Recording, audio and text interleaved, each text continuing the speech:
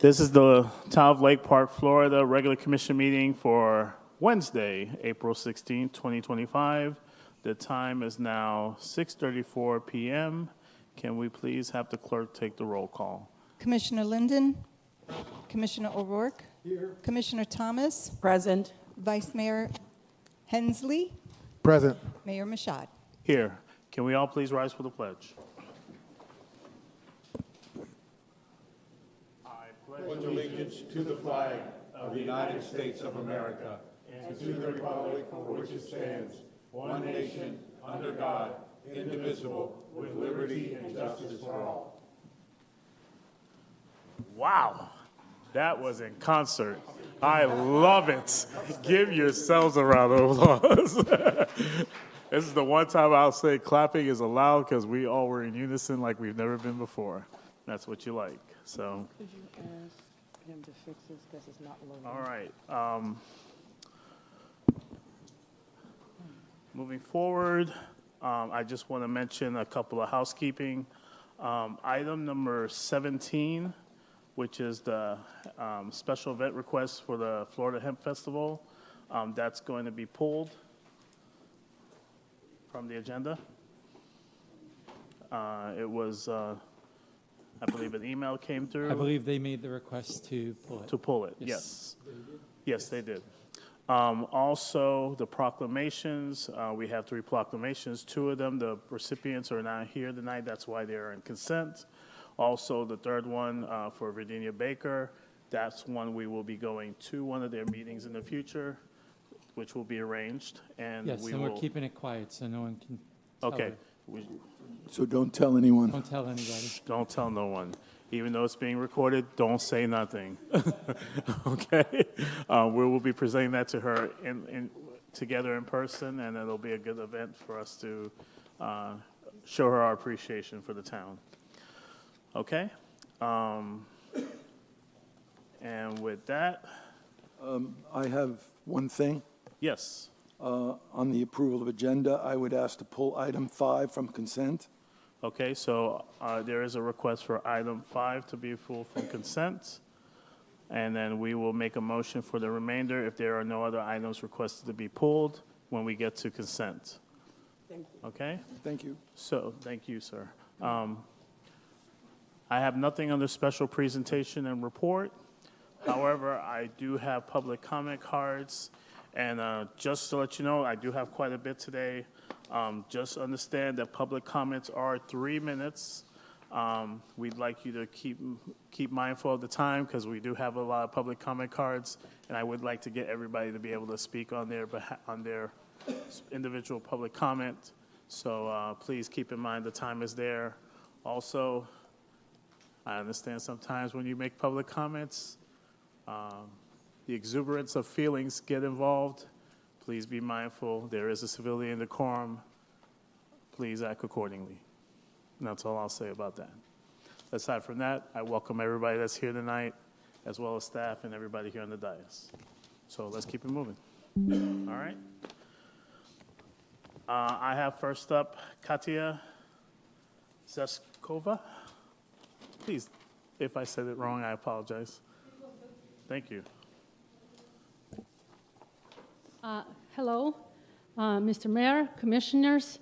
First of all, I want to take a minute to thank you very much for the study that you are doing, that you hired the consultants to look into our downtown area and to collect data, and for you to clearly understand all the challenges of new development. I think it's absolutely wonderful that the Commission is doing its due diligence and that you are taking time to do that. We greatly appreciate that, and we do expect you to make a wise decision. I will make another comment. I was watching, I was not able to be present at the Commission meeting last time.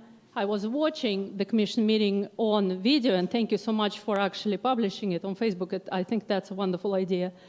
And I was very surprised by the tone of Mr. O'Rourke speaking to other commissioners. I don't know Mr. O'Rourke personally. He might be a delightful person. He might be a wonderful musician. I had a problem with his tone of voice because it seemed like he was bullying the commission.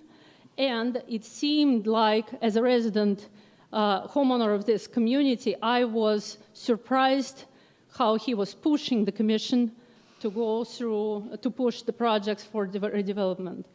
I want to make sure that we understand that the commission's first priority should be residents of this town.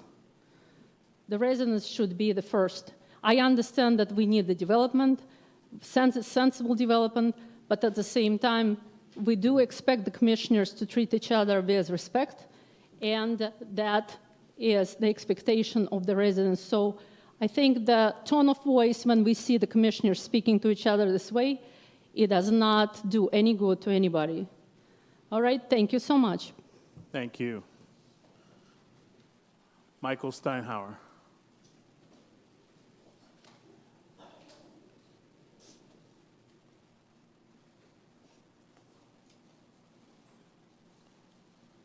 Good evening, Commissioners.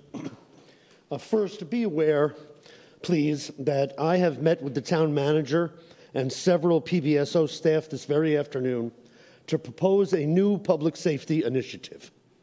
I have proposed that the town, in concert with PBSO and town residents, establish a three-pronged approach to effective public safety.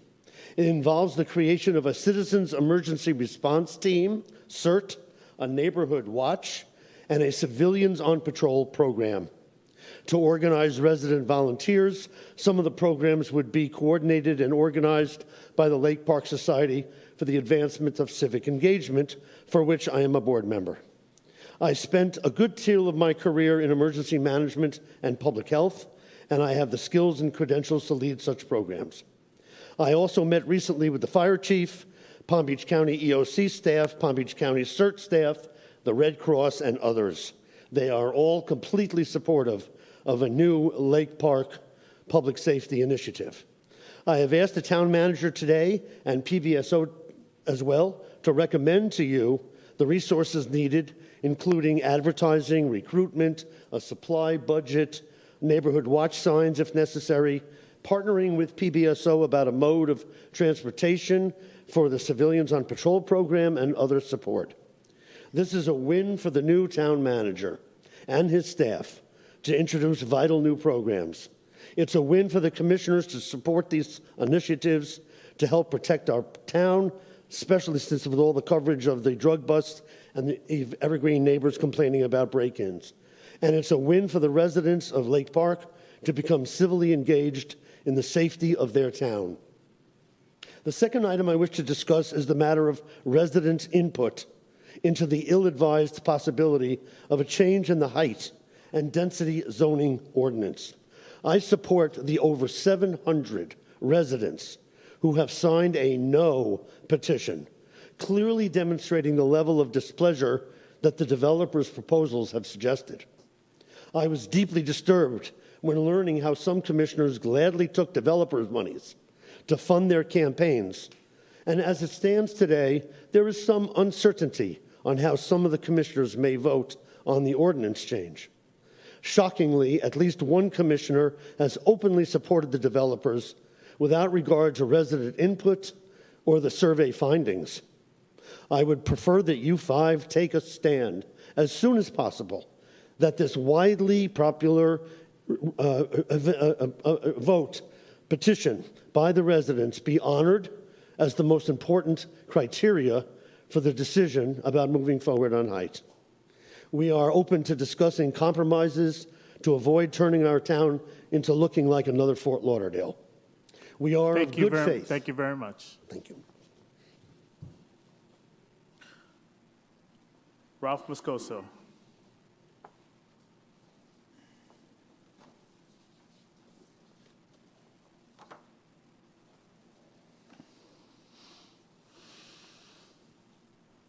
Before I begin, may I approach?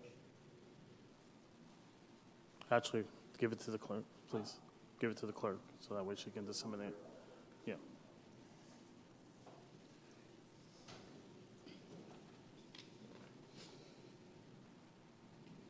Sorry, I wound up at UPS printing because my printer ran out. Ready? All right, good evening, Commissioner, staff, and fellow residents. My name is Rafael Moscoso, 429 Greenbrier Drive, and I'm here tonight because I believe the public trust in this commission is being tested and potentially broken by the conduct of Commissioner Michael O'Rourke and possibly one other. Okay. As many of you know, Mr. O'Rourke resigned his mayoral duties shortly after the controversial Nautilus 220 project was completed, a project developed by Forest Development. Now, as a sitting commissioner, he has accepted campaign contributions from the same developer, one with ongoing interest in our town. This raises serious ethical concerns under Florida Statute 112-313, which you'll find referenced in the back of that packet, which prohibits public officials from doing business with one agency or accepting anything of value when it could reasonably be expected to influence officials' actions. I ask you, what does $6,000 in donations from developers seeking town approval represent, if not an attempt to influence? Okay?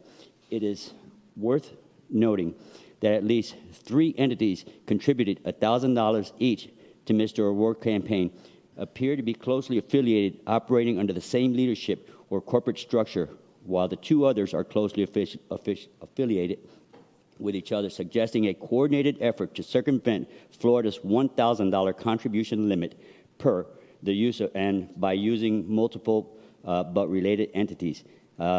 Rules against this are clearly spelled out in Florida Statute 106.011.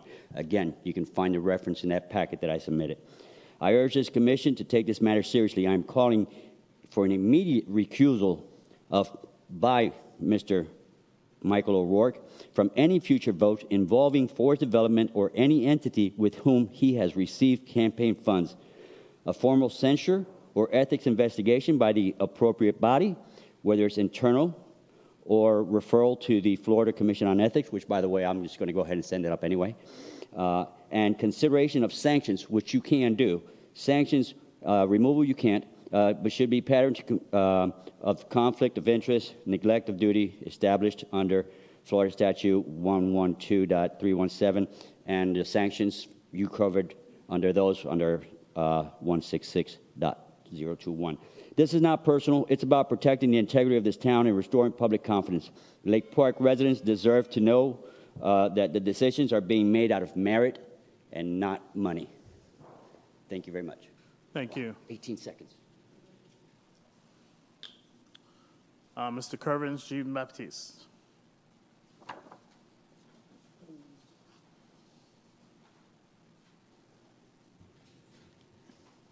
Mr. Mayor and all the member, commissioner, and staff, and thank you so much for giving me this opportunity, and I really appreciate it. And then I rise today still in opposition of a 16-story building on 10th Street, Park Avenue, Lake Park. I want to make sure many people and myself, we do not oppose development or any kind of construction, but talking about like 16-story building in the small neighborhood, I believe it's not right thing to do. And then I hope this project will consider not its way, I would say. And then the reason why we oppose because of some concern that we have. We have dramatic decline of our home property value, also traffic overload, disappearance, sorry for the word, of the town historic character, and also some privacy concern. And lastly, and then I also was not happy with, I was here last meeting, I was not happy with the comment, obviously, Commissioner O'Rourke made. So I thought it was not the right tone, because as the elected official, you are an example. And when you talk, and remember, people are listening. Thank you so much, and then I leave the floor. Thank you. Before I call the next person, which is Mr. Davis, you are actually doing a public comment on the item on the agenda, number 10? 10 and public comment? Okay, so item number 10 is actually in consent. Do we pull that one out of? Okay, that's the one you asked to be pulled. Okay. I thought it was, okay, so we are pulling 10 from consent. Okay. Now, before I go any further, let me go back to the approval of agenda. That required a vote for approval? Okay. We will go back to that after we hear from Mr. Davis's public comment.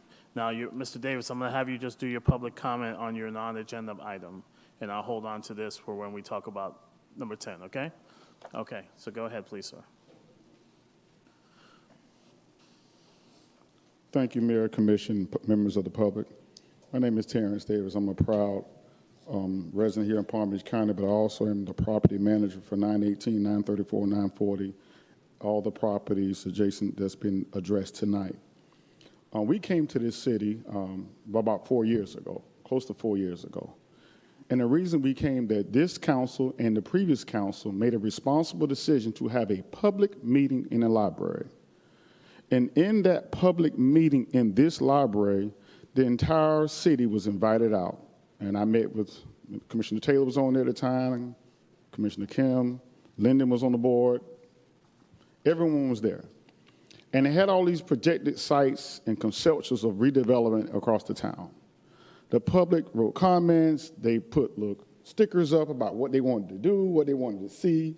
The business community was thriving, talking about we need traffic because our businesses are dying because we have no foot traffic in the city. At the time, we didn't buy any property. We wanted to see what the residents wanted. We didn't purchase anything until we heard from the residents in that meeting. So in that meeting, it was overwhelming support from the public to see something happen because the city budget is very, very short. You just recently had a budget item where you had to do an imaginary library. You're just doing what you can to survive. This city needs a B12 shot. Now, we're trying to be responsible, but because you had a public meeting, you had property owners thought they were sitting on the oil well. And they started raising prices on all their property. My property is worth this. It's worth that. The town said they want this. And the public said they want it. So we purchased it based upon what the town said and the public that showed up to that meeting said 4 years ago. We then said that we would love to have public meetings to hear more from the public. I met with Commissioner Taylor. I met with others. Hey, tell us what you like to see, what you like to look at. Keep it kind of historical. Even in our design work, we included all that input. And we're going to continue to take that same type of effort to keep it included. We didn't want to do the stories that's being projected, but when property owner said, we want this price, it puts it on us as an investment. Now we got to get it back. Originally, the property was 13 stories. They said, we want this much money, it's my money or nothing. The town said they wanted this, the public said they wanted this. So we said, okay, we're going to join this partner venture, support the town, support the council to start working towards something. Nothing was indefinite, but we went and closed on the property with the understanding that the city manager and the council at the time was willing to work on a partnership that was discussed in numerous meetings in that public meeting almost 4 years ago. $8 million in the hole as we speak. It has to. Thank you, Mr. Davis. All right, thank you. Thank you. Alice Neagle.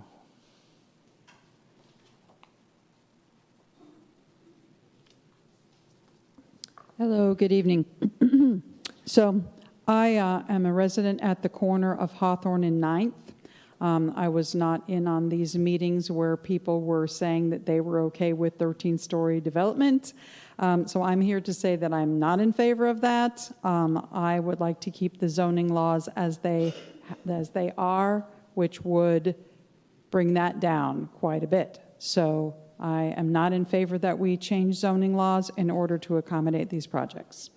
Second of all, I have heard and saw some of the video from our last meeting, and I would also like to say that I am not in favor of anyone sitting on this commission who represents developers. My understanding is that you all should be representing residents. Thank you very much. Thank you. Ms. Taylor, I have your comment card, but I know it's on the agenda item, so I'll just hold on to it. Understood, but I have you wrote down new business number 19.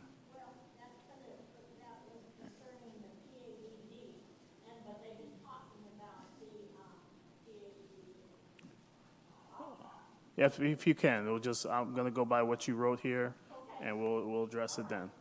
Okay, thank you. Okay, so going back to the approval of agenda, again, we were supposed to vote on the approval of agenda as it stands. I understand Commissioner O'Rourke, you asked on consent for item number 10 and 5 to be pulled from consent, correct? I didn't ask 5. You said 5. Yeah, you did say 5 earlier. Can you please come on the mic, sir? That's okay. 1 second, give me a second. Okay, I'm going to give you a chance to look. I'm glad that we did go back. Thank you very much. I have no objection to 5. Okay, so you want for the record, you are only looking for item 10. Yes. Okay, so item 10 will be pulled from consent. Is there any other questions to the approval? Any other questions according to the agenda as it stands? If not, I will entertain a motion of approval. I make a motion to approve the consent agenda, pulling item 10. Okay, the race started. Commissioner Vice Mayor Hensley won that motion. Do we have a second? I'll be glad to second that. Okay, we have a first and a second. Any other further discussion? Seeing, hearing none, those in favor say aye. Aye. Those opposed? The approval of the agenda passes. Okay, we're done with public comment as it stands. We do have 2 public comment cards, but they're for items. Next, I have the consent agenda. As you know, item number 10 has been pulled from consent. Otherwise, if there's not any other items that needs to be pulled or requested to be pulled, I will entertain a motion. Motion for what? To approve the consent, the remaining of the consent agenda. We already pulled item number 10. Okay. That was the approval of We the just did that. agenda. See, we have an item now called approval of agenda to look at the agenda as a whole. Now, this is where things get confusing, Town Manager. Is that including the consent as it stands? The approval of the agenda would be the entire agenda with the changes that you made. Okay, so consent is already included in that. Thank you very much, just so for clarification.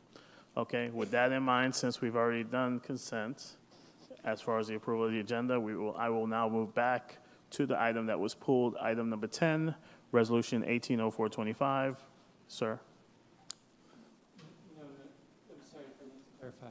So the motion was to set your agenda. Right. So you did that, so now you would have to take a motion just for your consent. Okay, that's... I apologize. Motion to approve with consent. Do we have a second? Second. Any other further discussion? None. All in favor? Aye. All opposed? Consent passes. Now, we will go back to item number 10 that was pulled by Commissioner O'Rourke for Resolution 180425, approval of work order 4 for Kimberly Horn and Associates for the conceptual design of the alleyways on the 700 and 800 blocks of Park Avenue North. Commissioner O'Rourke. Thank you. This item is for Kimberly Horn to create conceptual designs and estimated pricing to construct alleyways that contain a through lane for traffic as well as additional parking in the downtown PAD on the north side of the alleyway behind. I'll call it the 700 and 800 blocks of Park Avenue. The firm that was given this project is a firm that has contracted with the town for a while now. And there's a process that allows you to allow that firm to be hired without going to RFQ, which is a request for qualifications. At the time that they were selected as the consultant for the town, that was back in October 24th in 2023, and they entered into a contract on December 21st, 2023. But even in their own papers, they have shown that on August 16th, 2019, a parking study was done and presented to the town. They've included that as Appendix A, and that's part of their process. The questions that I have about this is that this item, it seems to be a pattern that's developing with this consulting firm that after we spend money on an item, for example, the parking study that was done 2019, then when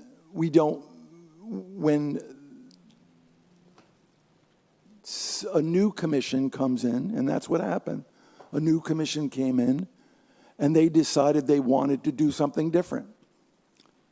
It's no different than me now being elected as a representative here and taking a position that I believe in, not because I'm owned by developers, which has been suggested by people, but because I actually care for this town. And I know the direction this town is going, and it's not a good direction. We're in financial trouble. If you want to hide from that, that's your choice. I can't change that. But with regard to this consent item here, I believe that Kimley Horn has been put into a position where they are no longer the firm that was hired on 12/21/23. And one of the reasons why I say that is because when I look through the contract, I noticed that they're no longer a West Palm Beach firm. They are now from North Carolina. And as part of their process, we have to pay their airfare from North Carolina down here. That's just part of what's going on. Now, I'm telling this to the commissioners so you can consider that. This is a $20,000 contract that they're getting to do something that has already been presented to the town as a solution to the parking in the downtown area. So for that reason, I'm asking the commissioners to vote against this contract for a consultation on parking in the downtown area.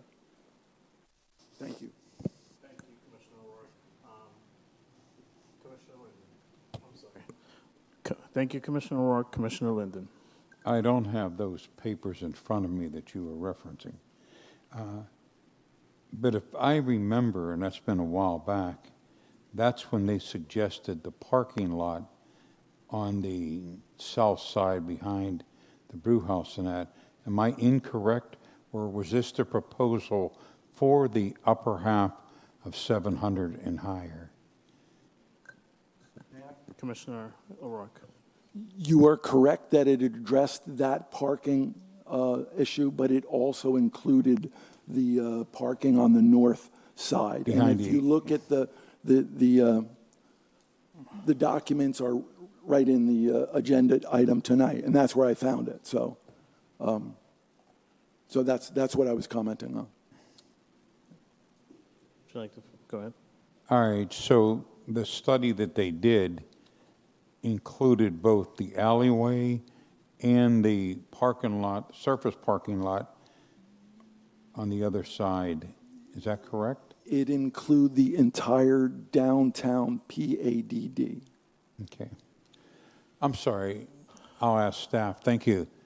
I should have directed that didn't first. see you there. I apologize. That's okay. Thank you very much, Mayor, Commissioners. Allison Justice, CRA Administrator. Just to be clear on this item, the parking study that was done was essentially a master plan that said where in the future would we need parking. The parking lot was one. That has been constructed, obviously, since then. The other location happens to be on the north sides within the alleyways on the 700 and 800 blocks. So all that was done with the study was saying this is a future potential location for parking. That's what the study said. What we want to do now, because we're trying to help, and this is a city on your city town agenda. However, it's being funded by the CRA. Because the contract with Kimley-Horn is with the town.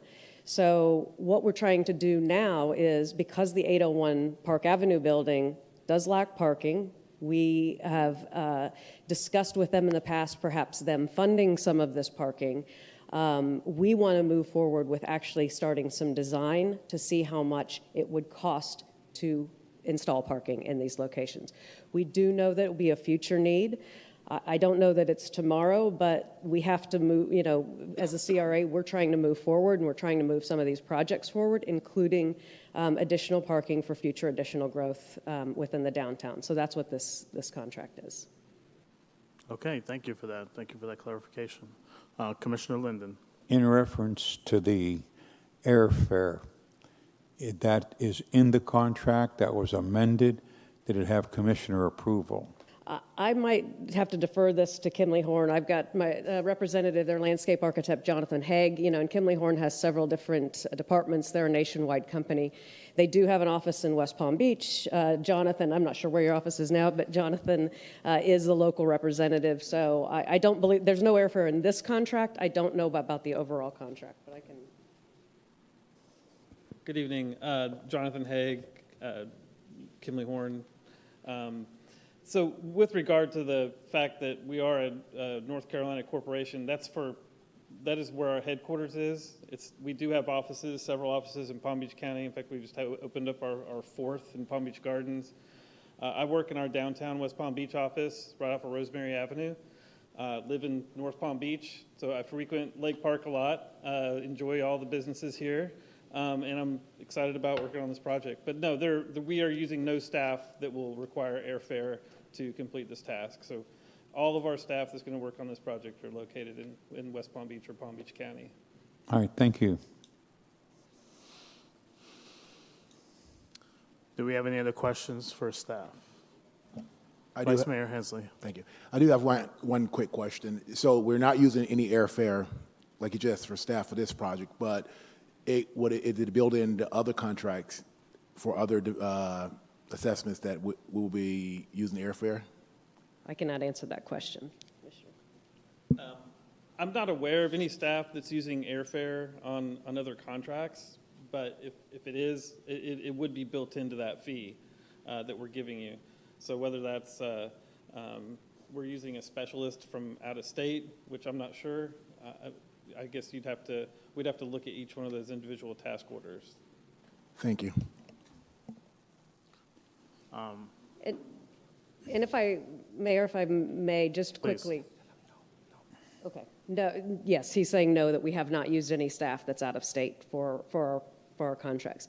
Just to clarify their work authorization, as Commissioner O'Rourke pointed out, we went out for bid for CCNA services, architecture, engineering, landscape architecture. We have a pool of these contractors that work on multiple projects throughout the town, mainly for public works when services are needed. Kimley-Horn just happens to be one of those companies that we use. And each job is then given to them by task order or work order, and it's a blanket contract that many different engineers and landscape architects have within the town. Okay. Any other questions, Vice Mayor? No? Commissioner Thomas? Good evening, Allison. What I wanted like to say, I know that Kimley Horn is a large national company, and I wanted like to just say that typically in situations like that, and I knew that they had one here in Florida, based on the professionals that they have listed here, all of the professionals are here in Florida. And it appears that they have a full office as it relates to grant writers, planners, engineers, et cetera, that's here in Palm Beach. Now, I would imagine with any other firm, if they did not specialize in something, then they would probably contract those services out, and then that cost would then be a part of the proposal that's being presented.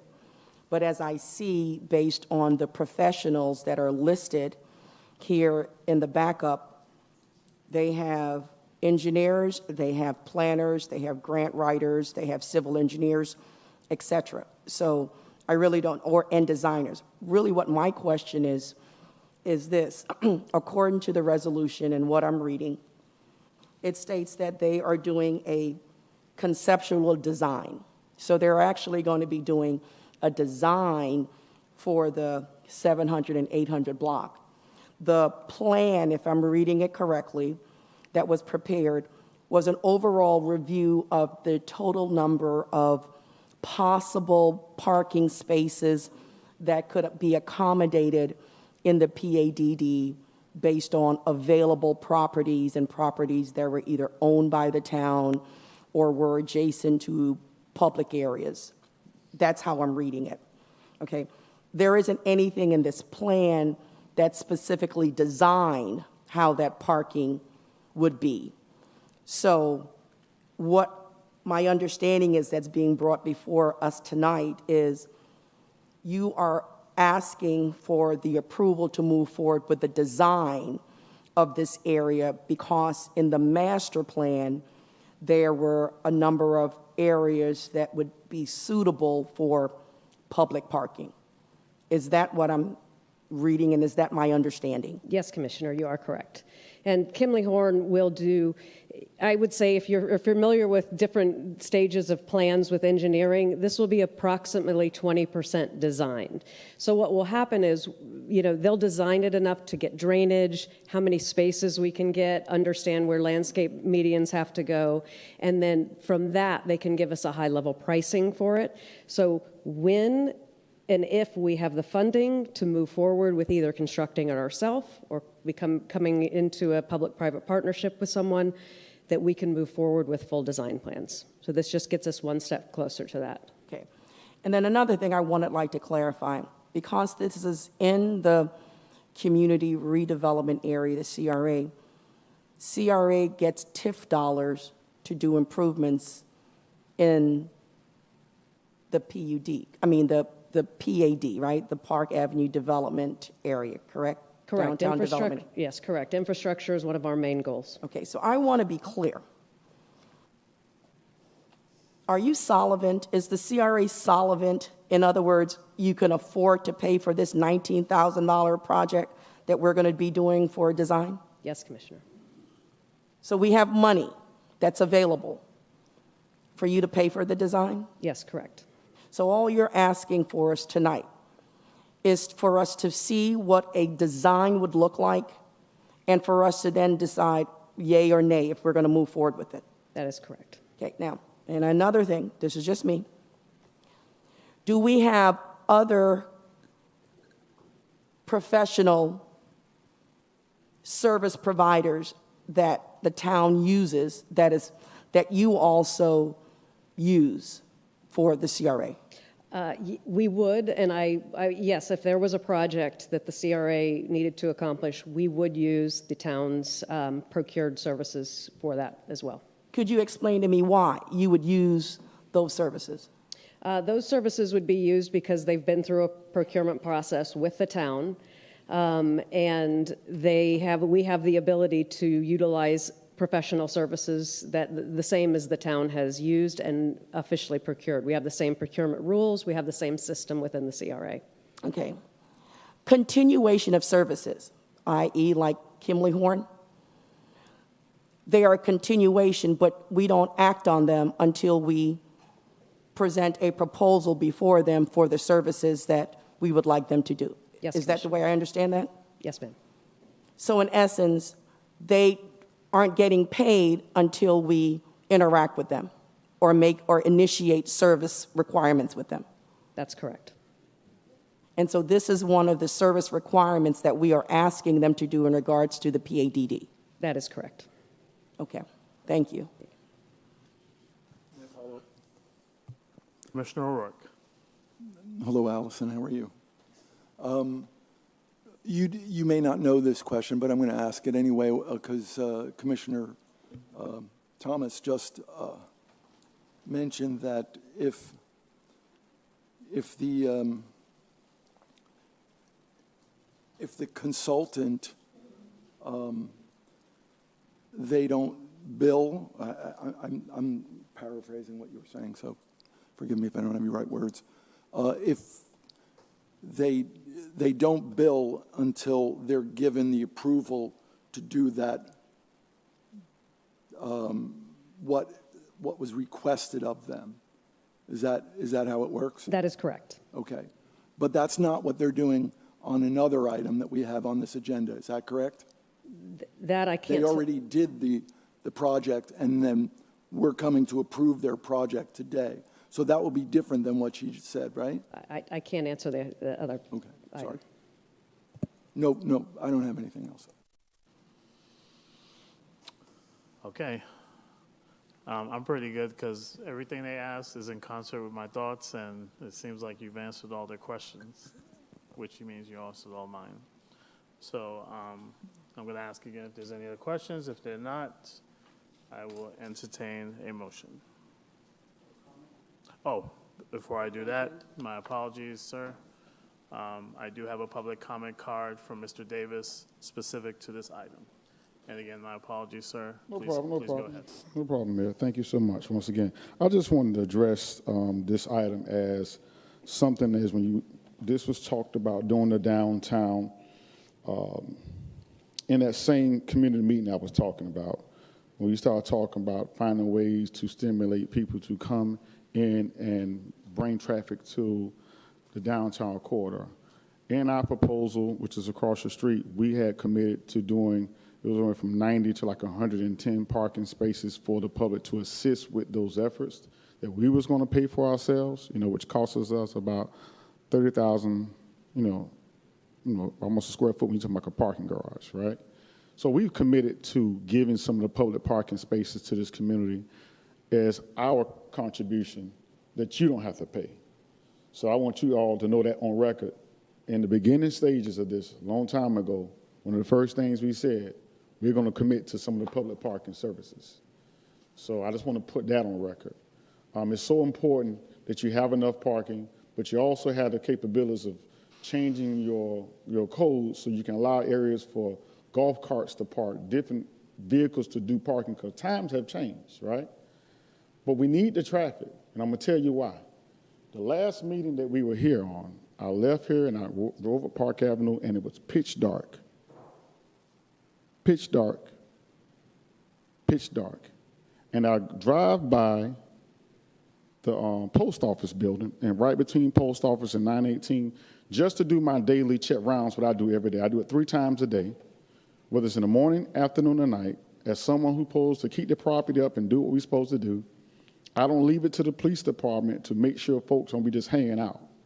Well, lo and behold, as I walk up, I pull up into an invasion where someone broke into property and they were coming out again. When I say pull up on them, I'm here, they're there. 4 men, not children, had broken our property and was coming out. Now my life is at risk. Folks are getting too comfortable with things being dark. So I think this item is very helpful to bring more traffic, not excessive traffic, but folks may come here and they're going to need somewhere to park their vehicles, whether it's a car and whether you change your ordinance to allow golf carts. But you got to get people coming down, because there's been a history of when folks get born and they get derelict, it creates an element that put police officers extremely busy. We have 4 police reports, 4, invasions of our building, where folks went in, broke in, jackknife, hiding stuff in our building, throwing rocks through the glass, kicking our doors in. But we keep doing what we got to do. Items like this is why we came to Lake Park, because the town said they needed more parking, they needed responsible traffic, responsible growth, and we said we're going to work with you as we do it. Thank you, sir. All right. Okay, we've asked questions to staff. Thank you, Commissioner Work, for your comments and your concerns. If there are no other questions, I will entertain a motion. I make a motion to approve Resolution 18-425. A second? I'll second. We have a first and a second. Any other further discussion? Seeing, hearing none. Those in favor say aye. Aye. Those opposed? Nay. Resolution passes. Next, we have ordinance on first reading, Ordinance 02-2025, amending Section 78-142, Chapter 78, paving and maintenance standards for driveways, in specific gravel driveways. Town Manager.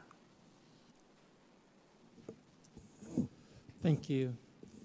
During the February 21st, 2024 Town Commission meeting, the Town Commission approved a 2-year amnesty period for approximately 40 properties within the town with non-conforming gravel driveways. Due to the concern that bringing these properties into compliance with the town code by eliminating their gravel driveways would pose an economic hardship. To date, a total of 9 properties have either complied or are moving forward towards compliance. Of these properties, 2 properties have utilized town grant funding to support these improvements. Due to the continued economic impact concerns, the Town Commission has requested that staff propose an ordinance amending the town's land development regulations, or LDRs, that would provide for the vesting of gravel driveways until a time that the property is either substantially renovated or the driveway is replaced, whichever occurs first. Further, the LDRs will continue to provide that although these properties would now be vested if approved tonight, the maintenance standards for gravel driveways within the LDRs would still be required to be met. And all of the, this code or this language is included in Town Code Section 78.2.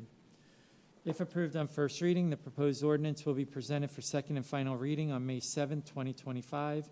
If approved, the proposed ordinance would be effective immediately upon final approval. Additionally, if approved, the town's Community Beautification Improvement Grant funding will continue to be available for the replacement of gravel driveways to an approved alternate surface that is code compliant. Okay. If the commission doesn't mind, I just want to ask a couple of specific questions before I open it up to the remainder. First off, as it relates to the grant, will the grant still be available to those that wish to utilize it to update their driveways per? Okay. Yes, sir. 2, this also indicates that the 2-year amnesty period will be no longer, and that in the event of extenuating renovations, that will be the time of when the gravel driveways should be addressed. Extenuating or extensive major renovations that are being done to the home. Or if they have any impact to their driveway at a later date. Exactly, yes, sir. Okay. And go ahead. If I may, with regards to maintenance as well, if the driveway does look like it's unmaintained, then of course we will educate and work with the property owner as we would with someone with high grass or overgrown bushes or anything else of that nature. That's very important to note, that the approach we're going to take on that is if there is a situation where a code has to have discussions with the homeowner, they'll educate, discuss it. If it needs any further action will be taken upon that time, after the education period. Absolutely. Okay. I will open the floor to questions. Commissioner Linden. Thank you. When it was originally proposed, there was a time limit on when the grants would run out. Is that being extended if they wanted to get the grant to help?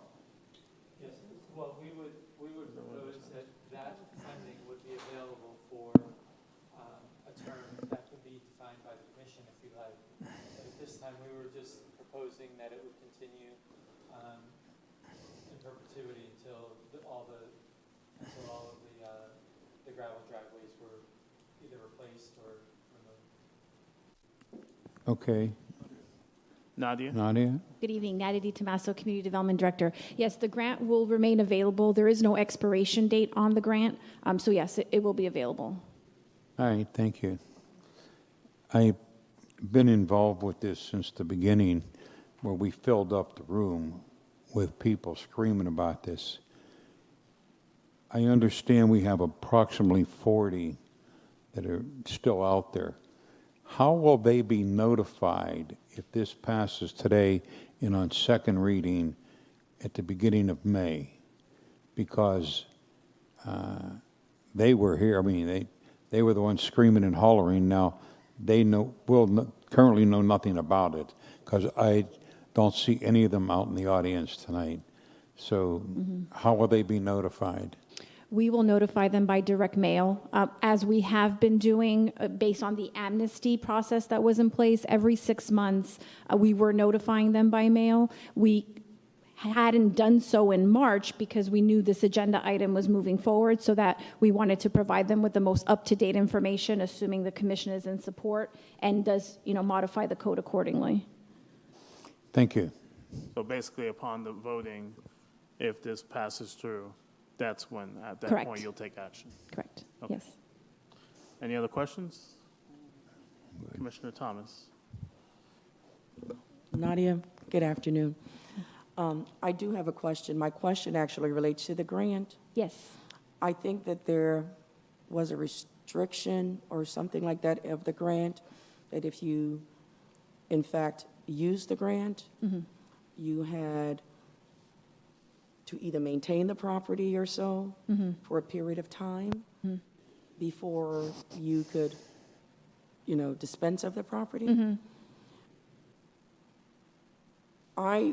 If we're going to, because in my mind, we're now changing it, you know what I'm saying? Like this whole process, because before we were like sort of like saying, demanding them, you need to bring your property up to code and consistent with what the code was. Now we're saying to them here, you can have this into perpetuity, as long as you maintain it.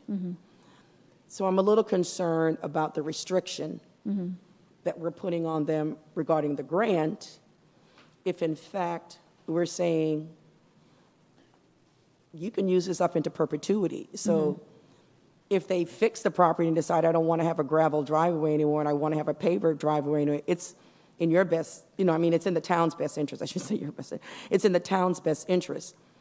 So in my mind, at this point, why would we want to have like a restriction on someone using it unless, my opinion would be, unless it's rental property or something like that, right?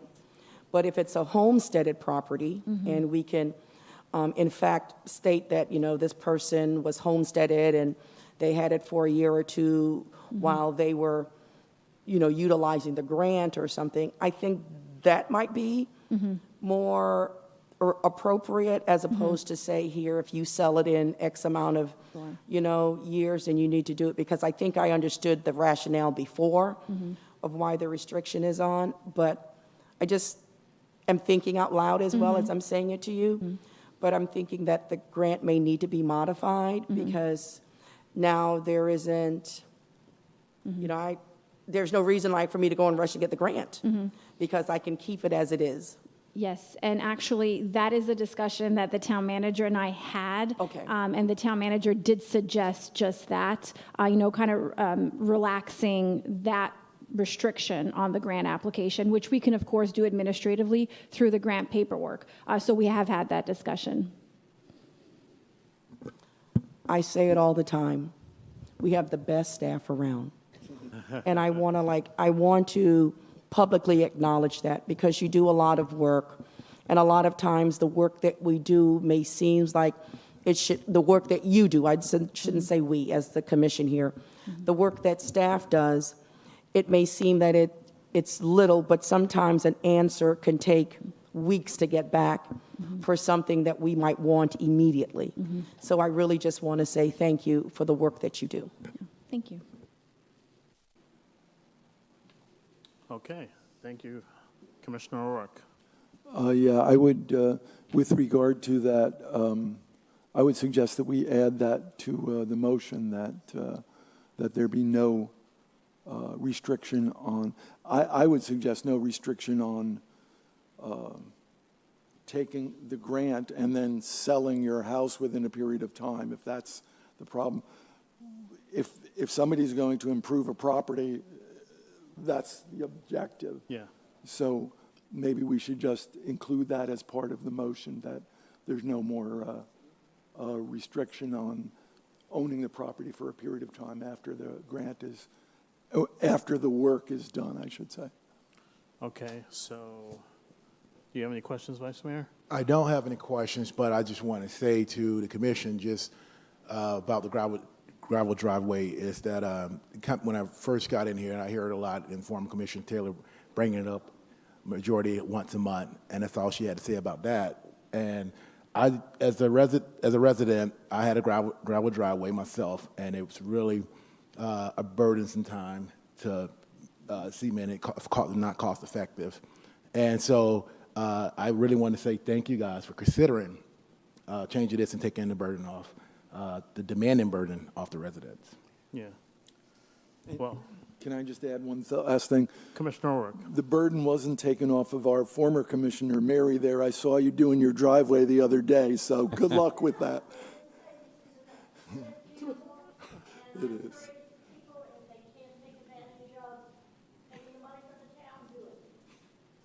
Okay. So just to reiterate for our former Commissioner Taylor's benefit, she's exercising that if anyone is interested in obtaining the grant to do so and go through the proper process to getting it. Duly noted. Commissioner Thomas. I concur with you on that, Commissioner O'Rourke.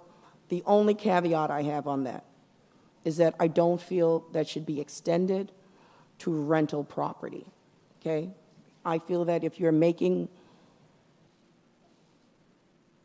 I shouldn't say making, I believe that if you are getting fees from that, then that grant isn't necessarily intended for you.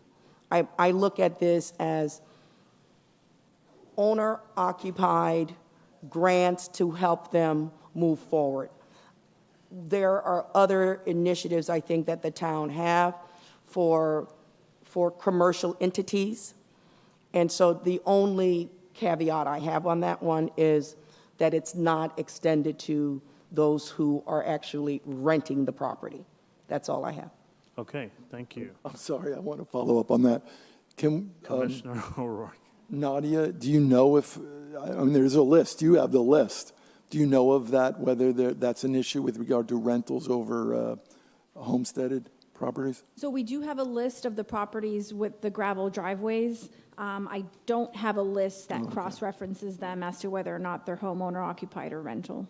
Well, how you could do that is find out, you can make a Yes. request through the property appraiser's office. How do you know that? Just happen to know it. Make a request to the property appraiser's office to find out of those 40 properties, which ones are homestead, and that will clarify to you whether or not they are, in fact, owner occupied. Thank you. Yeah, it just came into my head, sir. For about 15 years, right? Yeah, maybe more like 20, 24. Okay, so.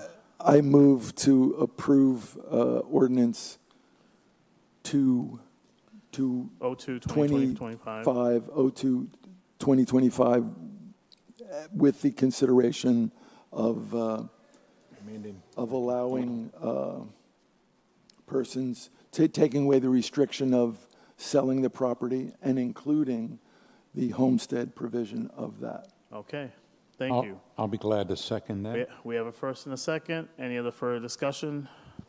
I just want to say again, this is for the benefit of those that have gravel driveways with the consideration of how the economic climate is at this time. And we greatly understand, even us, those that don't have gravel driveways, greatly understand. So that's all I wanted to put on the record. If we have no other comments, all in favor? Aye. Those opposed? Ordinance passes unanimously. Town Attorney. Ordinance 2-2025, an ordinance of the Town Commission of the Town of Lake Park, Florida, amending Section 78-142 of Chapter 78 pertaining to paving and maintenance standards for driveways, providing for a vesting period, providing for the repeal of laws in conflict, providing for severability, and providing for an effective date. Okay, thank you for that. I have nothing on ordinance on second reading. However, we have 3 items on new business, but really 2, because item number 17 is pulled from the agenda as per the organizer of the event, which is the Florida Hemp Festival. So next we have item number 18, a special event request for a Haitian Flag Day celebration. We do have our organizers that are here tonight. I just wanted to state for the record, in case there is that I may have to abstain, that I am also assisting the organizers in the event. I don't have any financial gains for the event, nor do I am on the executive board. So I just wanted to make that clear to you as my fellow commissioners, in case there is an abstainment. I just wanted to make sure through my town attorney. So if by virtue of your vote, you're not getting any financial gain, and if you are not a member of, if there's a board of directors or a corporation, if you are not on that board, then you do not have to abstain. Okay, and I am not on the board, so there we have it. Okay. Moving along. Well, sir? Is there a motion to approve? Not yet. Not yet. Oh, okay, I'm sorry. Got to give her a chance to speak, sir. Rhea Needy Franks. Good evening. Rhea Needy Franks, Special Events Director. On March 2nd, 2025, the Special Events Department received a special event permit application from Faith-Based Academy of Patriots Returning to Eden, proposing their annual Haitian Flag Day celebration to be held on Saturday, May 17th, 2025, from 3 p.m. to 9 p.m. at Bethlehem Haitian Baptist Church. The celebration is being planned to include live entertainment by various artists, food, art, and craft vendors, soccer and basketball competitions, bounce houses, races, games, and appearances from PBSO auxiliary units and Palm Beach County Fire Rescue. Town staff did meet with the organizers to discuss the event logistics and the town's contribution of $10,000 that is already included in the FY 2025 budget. However, during the meeting, the organizers requested the town provide additional assistance, including additional unbudgeted financial support for the event. The request does include to borrow town-owned tents, tables, chairs, coolers, barricades, and cones. And then also there will have to be 4 town employees from our Public Works Department there working the event to help set up and break down all of the items. The cost for those 4 employees to work the event is $1,152.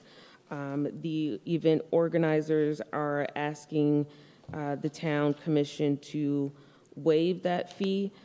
It is a direct cost, so that if the commission does approve to waive the fee, the town staff will have to find money in the budget to pay the staff to set up and break down Okay. for the event. That's all you have? That's it. Okay, thank you for providing all that information. Any questions from the dais? None? Commissioner Linden? No, please, go ahead. Oh, Commissioner Thomas. Commissioner go ahead. Commissioner Thomas. Thomas. I'll take it after her. Good afternoon. I want to also disclose that I have been working with the participants in the Haitian Flag Day, either whether advising or providing through my campaign any assistance that they would need as far as some financial assistance here. So I'm just going to go on the record and just say that during last year's budgeting, one of the things that I wanted to clarify is that I wanted the town to sort of like take on this initiative so that the grant holders wouldn't have to keep coming back every single year to make a request before the town commission for this event. And one of those purposes was that if this project was taken on by the town could then do it at a reduced cost than what the organization would be doing, because it actually would reflect on our town. But I will say that this is a cost that is a direct cost to the town. And as a result, that because it is a direct cost to the town, I am not going to approve it, okay? I am not going to approve the cost to our individuals, our workers who are going to be giving up their time in order to do this, because we've given funding for it, as well as we have provided a lot of in-kind services, as well as other forms of equipment in regards to this project. And I wholeheartedly am in support of it, but I am not in support of not paying our guys. I feel that $1,100 should at least be able to come from the organization as it relates to the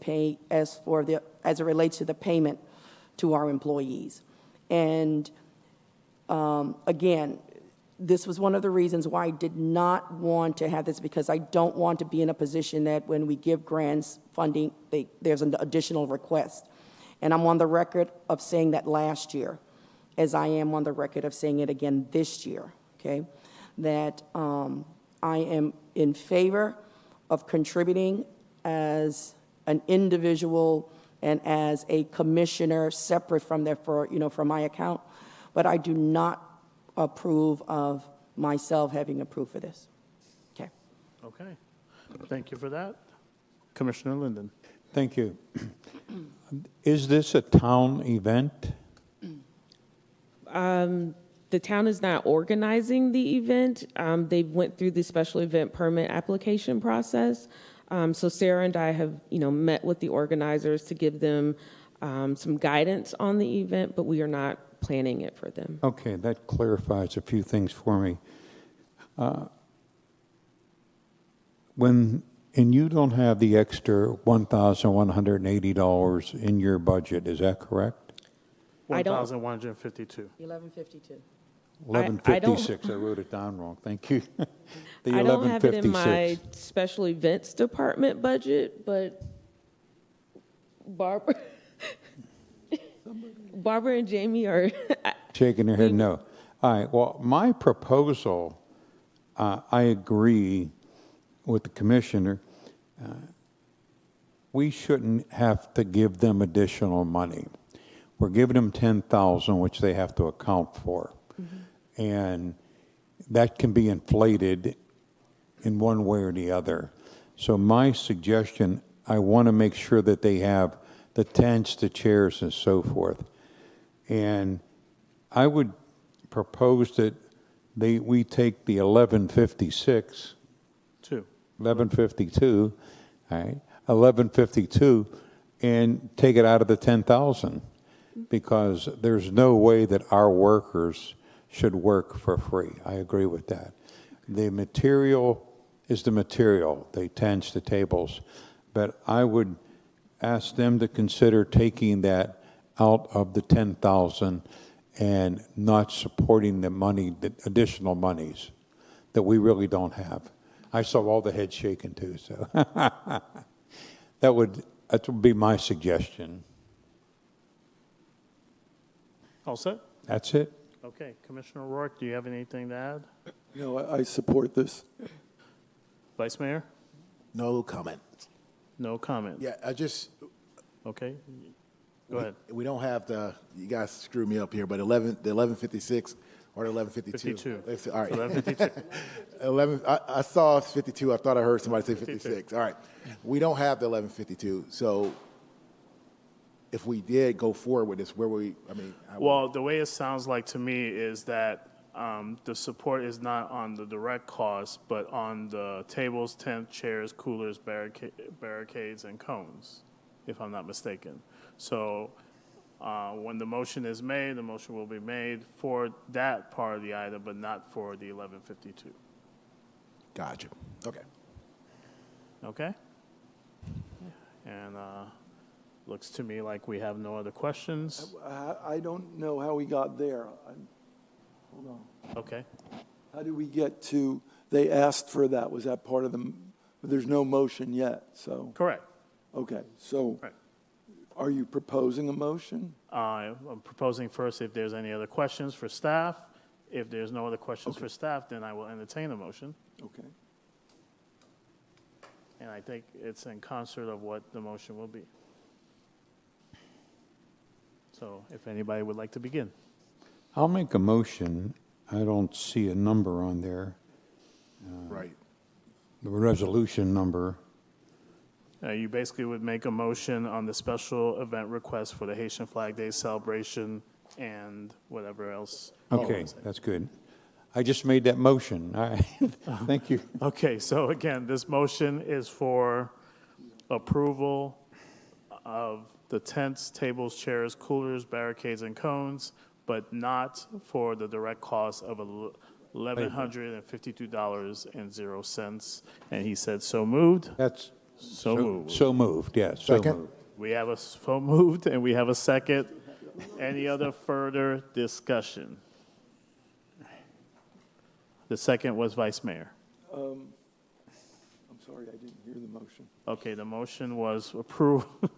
Sorry. No, I didn't hear it either. We were trying to help Oh, you. okay, no more rambling on this side. Okay, no, okay. Okay, the motion was approval of the tents, tables, chairs, coolers, barricades, and cones, and not for the approval of the direct cost of $1,152.00 for the special event request of the Haitian Flag Day celebration, which it was motioned by Commissioner Linden, seconded by Vice Mayor. Any other further discussion? Seeing none, those in favor say aye. Aye. Those opposed? Nay. Oh, we have a nay, okay. Sorry. 4-1. Okay, Okay. moving on. Resolution 240425, work order agreement, Park Avenue Downtown District, PADD, planning and engineering study of Kimley Horn and Associates for $50,000, town manager. If I could, I'd like for our Community Development Director to present. Yes, thank you. Good evening again, Nadia DiTomaso, Community Development Director.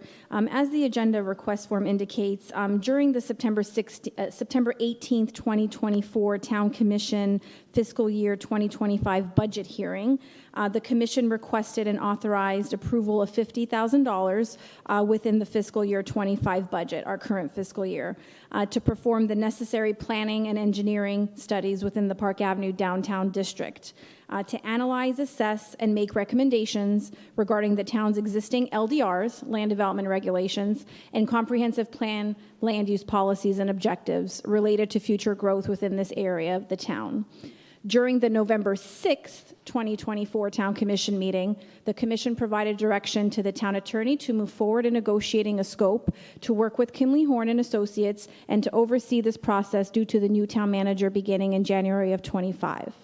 Further, during the March 5th, 2025 Town Commission meeting, the Commission provided approval and direction to begin the planning process in advance of authorizing the agreement with Kimley Horn in the amount of $50,000 to complete the process of analyzing, assessing, and making recommendations for our downtown area as it relates to the land use policies and the land development regulations.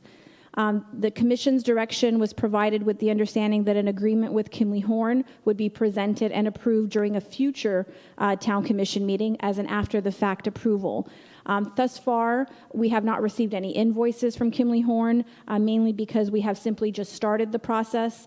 We have not received their proposed study as of yet. That is forthcoming. And at this time, I'd like to turn to Ruben Cruz with Kimley Horn, who will be explaining the agreement a little further that is in your packets along with the proposed timeline. Okay, thank you for that.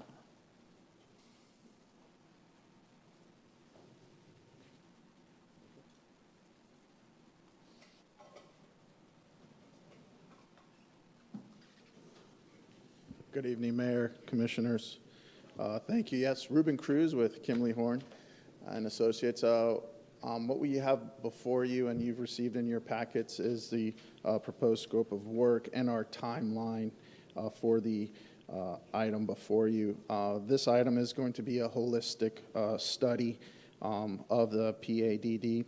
And as you can see there in the timeline, we have started the process with a kickoff, the study, draft, and the final version. It does say completed there, but it is not.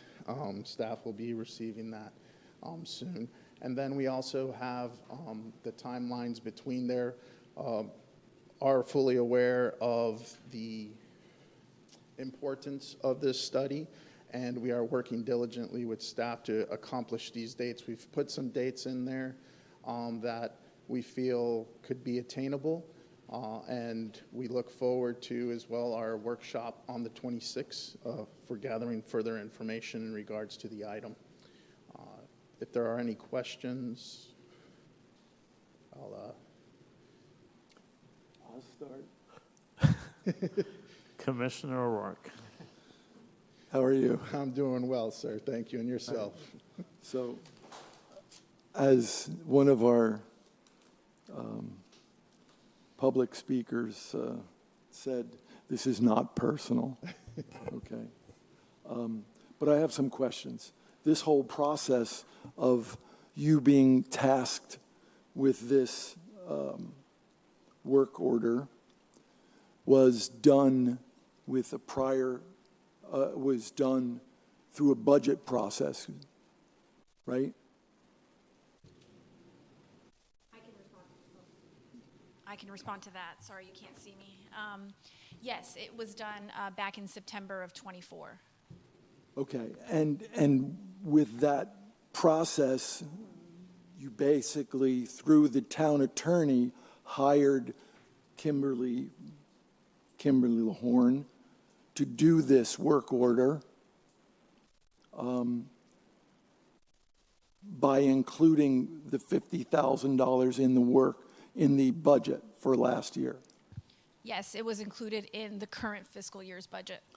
So this commission really has nothing to say about it. It's already been done, even though you didn't complete it, though. You can answer that question, right? Yeah, it's in the process of being completed. Okay.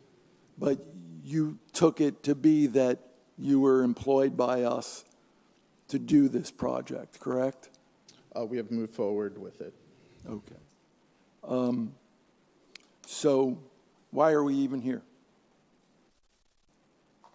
If the town, excuse me, I'm not done yet. I'm going to get accused of being not a nice person, I guess, because I feel strongly about this. I think that that the town attorney put together a process that allows him to establish policy for our town. I have no say in this right now, really. So, because according to his memorandum that he sent to from Tom Baird on September 18th, 2024, that he needed the town to set aside money to do this report on density that was already done. This project was already done. This is another repeat process. And I'm not really addressing that to you. I'm kind of just making statements here. But I don't know whether it's because suddenly Ralph Moscato comes in with a group of people and says, oh, well, we didn't like that this happened this way, so let's see what we can do to change that. So, again, that's not you. I understand you're a professional, you're going to do what you have to do. So, but the town attorney says there's 2 cases pending against the town because of the density in the downtown area. If that's the case, why, Tom, wouldn't we have an executive session to explain all of that? I don't know where you're getting the reference to 2 cases pending against the town. It's from your memo. No, there's 2 applications pending. I'm just reading the words. I'll read the words to you. Although the commission has allocated funds to the town attorney budget for 2 lawsuits pending against the town, the plaintiffs in those cases are seeking damages. Although we hope to resolve these cases, a settlement with either plaintiff could result in the payment of some amount to the town. If I may. That has nothing to do with... If I may finish, please. Also, if a settlement is not reached, an adverse verdict could occur with damages awarded to either plaintiff. Did you have an executive committee, an executive session to explain that to the commission at the time? The 2 cases, yes, we did have. We had their attorney-client sessions. There were 2 cases at that time pending against the town. One was brought by the owner of 1100 Second Court regarding the sale of the property to the owner of that property, and that owner's failure to comply with the terms of the contract. That was case number 1. That was discussed with the commission twice, I believe. Yes. The second case was not discussed with the commission. That was a case brought by Bonnie Hammer against the town. That case had to do with her desire to lease an accessory dwelling unit and her house that she had purchased essentially for a Airbnb and not in compliance with the town code, which only allows rentals 6 months at a time. Those are the 2 cases that are so referenced. then I'm mistaken now. If you've explained that, that has nothing to do with the Kimberly Horn issue. No, the Kimberly Horn... I misunderstood that when reading your memo. Right. So thank you for clarifying. There is, though, the same issue with regard to what I was mentioning before, that you're asking this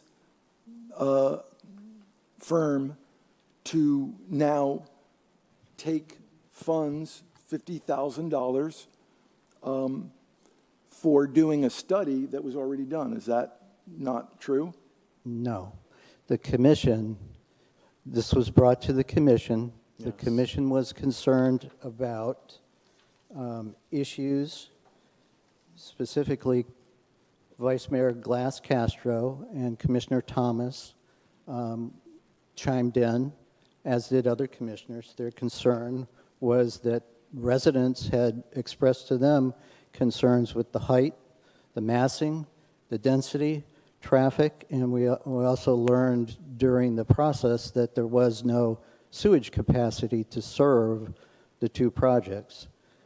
Those issues led eventually to Vice Mayor Glass Castro asking to impose on November 6th zoning in progress so that those issues could be studied so that the commission could arrive at some decision on how to address these planning issues, and that led to the desire to retain Kimley Horn, who, as mentioned earlier, is on a continuing services contract with the town. The town has, I believe, 14 of those continuing services contracts.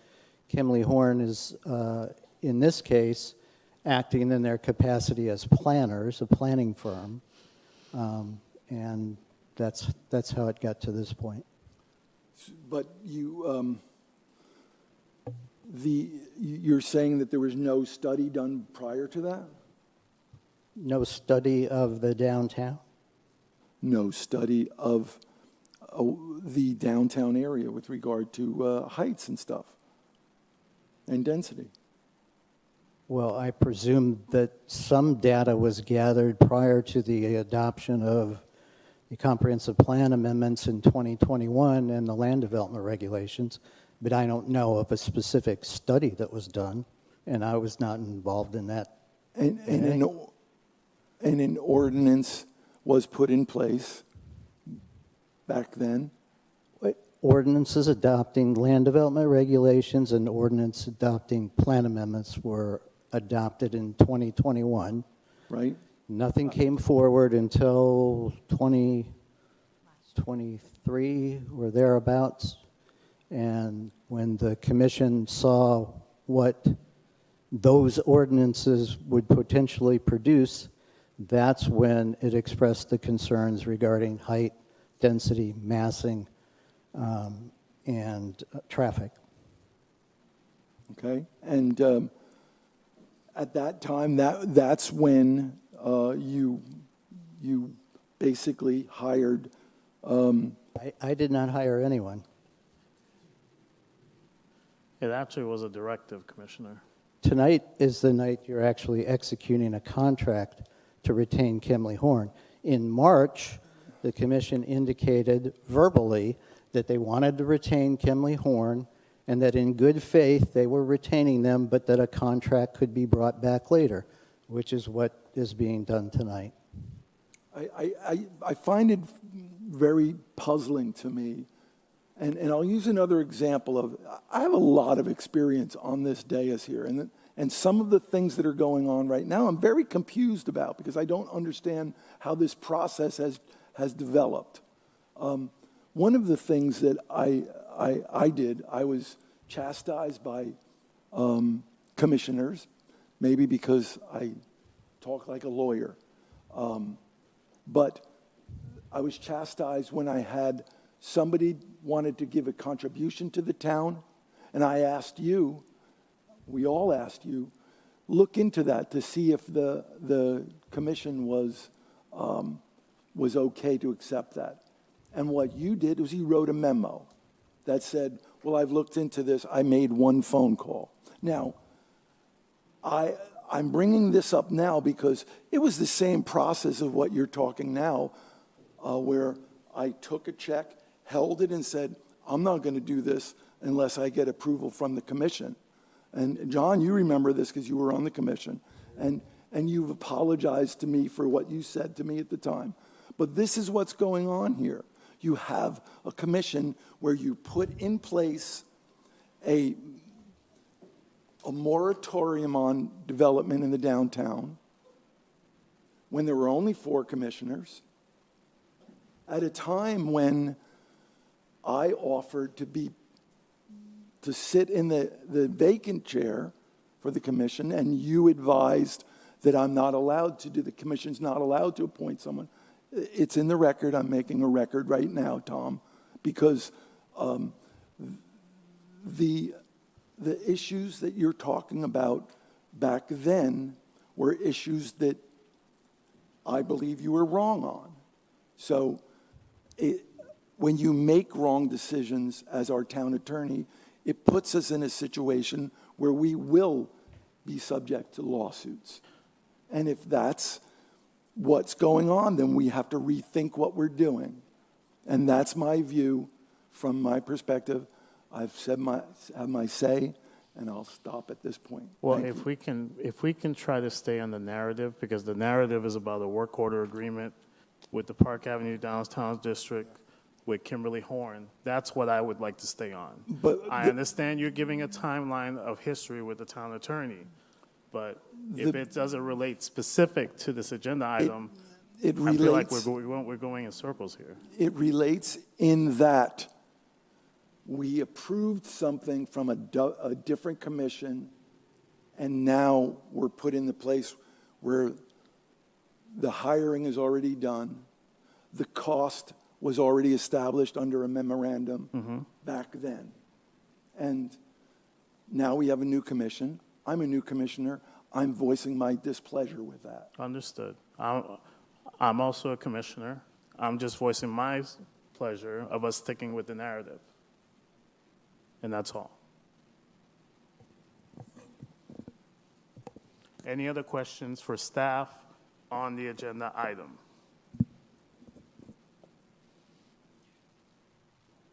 Commissioner Thomas. Good afternoon. Hi, Mr. Cruz. Hello, Okay. Commissioner. I'm looking at your timeline. The kickoff meeting, was that with staff? Yes. Okay, because I was going to say, you didn't do any kickoff meeting with us. Not in the 21st, you didn't. I mean, maybe so, but okay.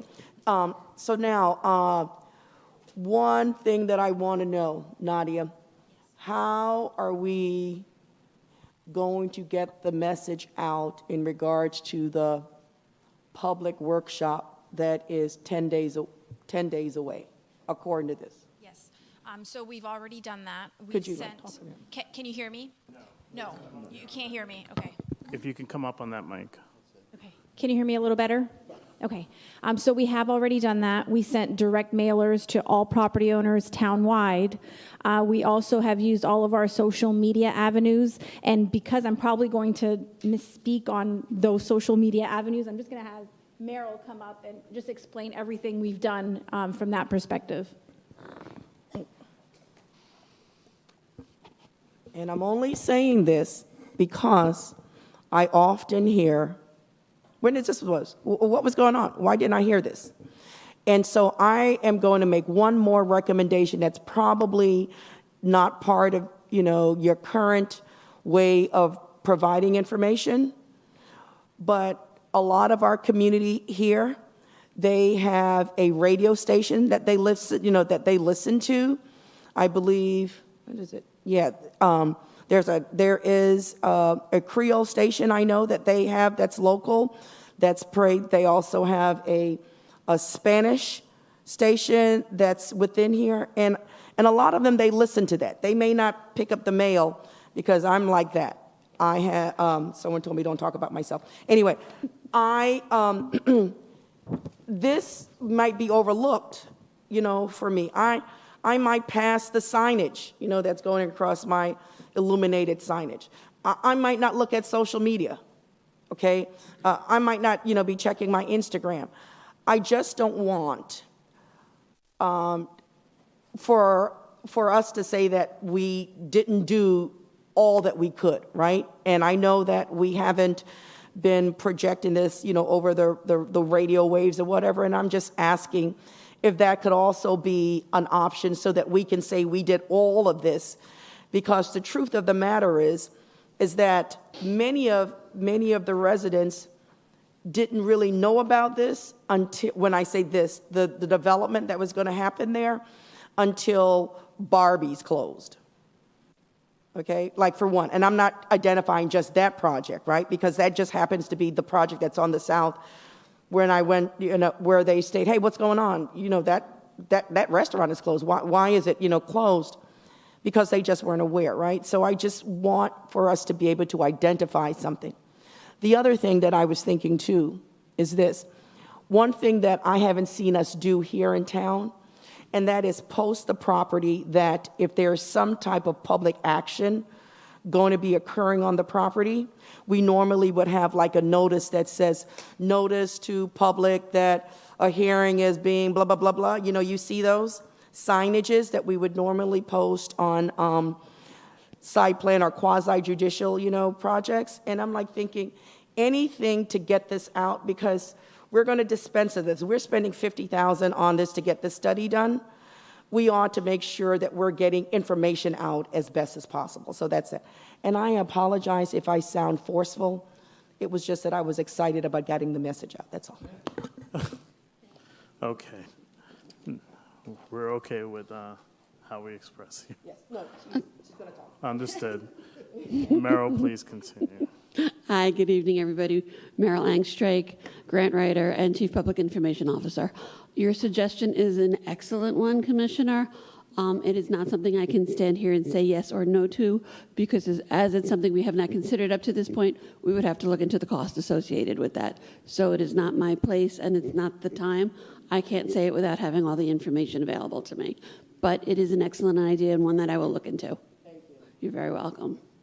Other than that, we are using our usual avenues, as you discussed, all our social media platforms, and as always, we mailed this to every address, and we have it translated into all 3 languages to make it easily accessible for all of our residents. Thank you. You're very welcome. Any other questions for me? Vice Mayor.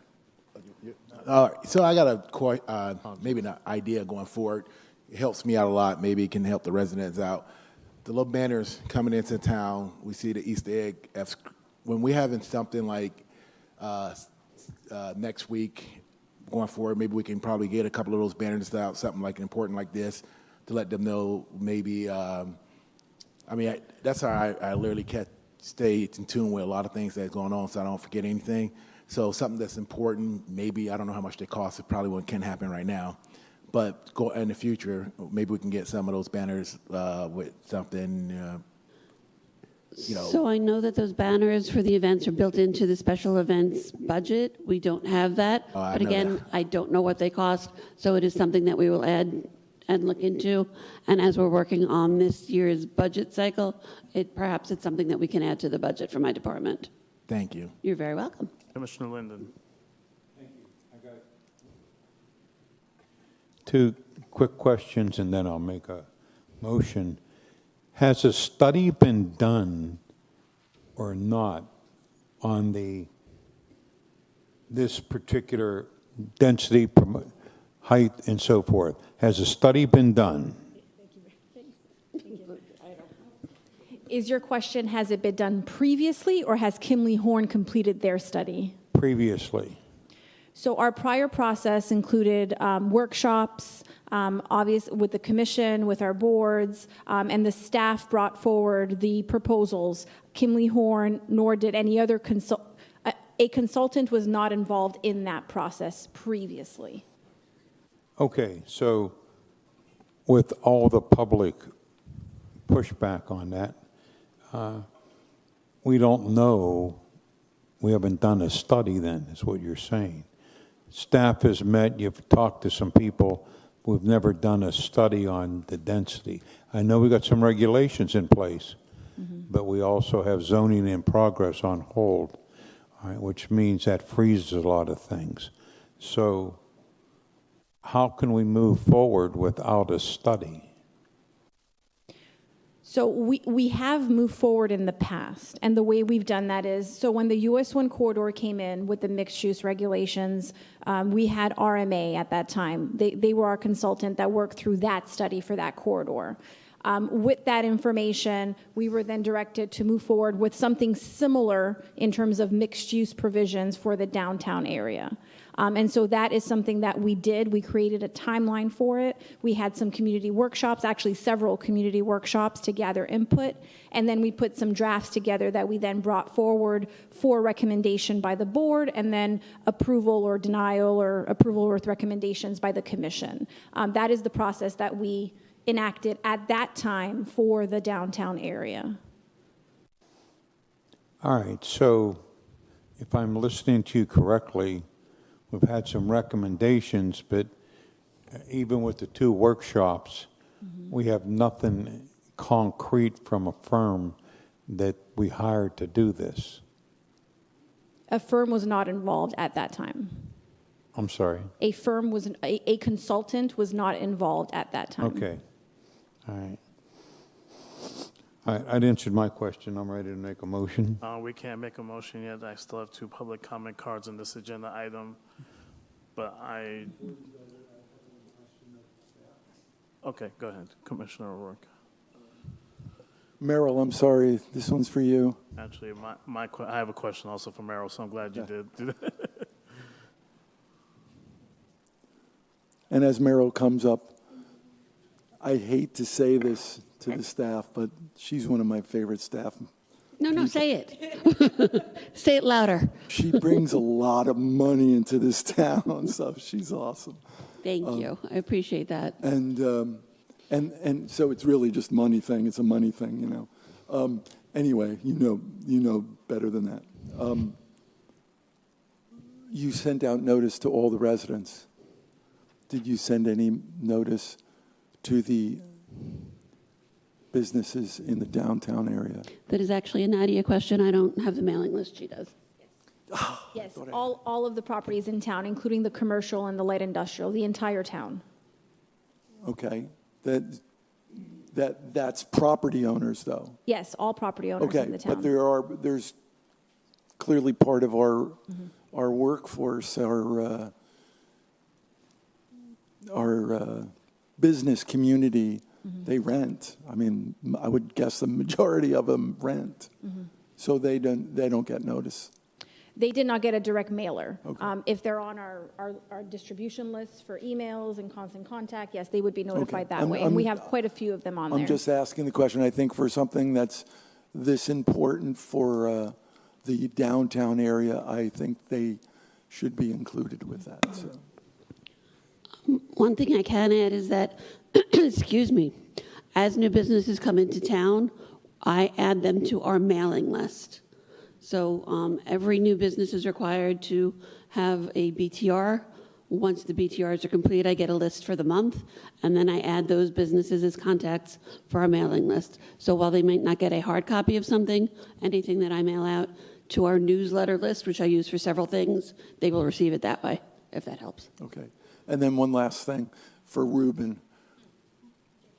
Ruben, thanks for being here. I'm sorry we've kept you standing over in the corner over there. Totally fine. But again, thank you for what you do.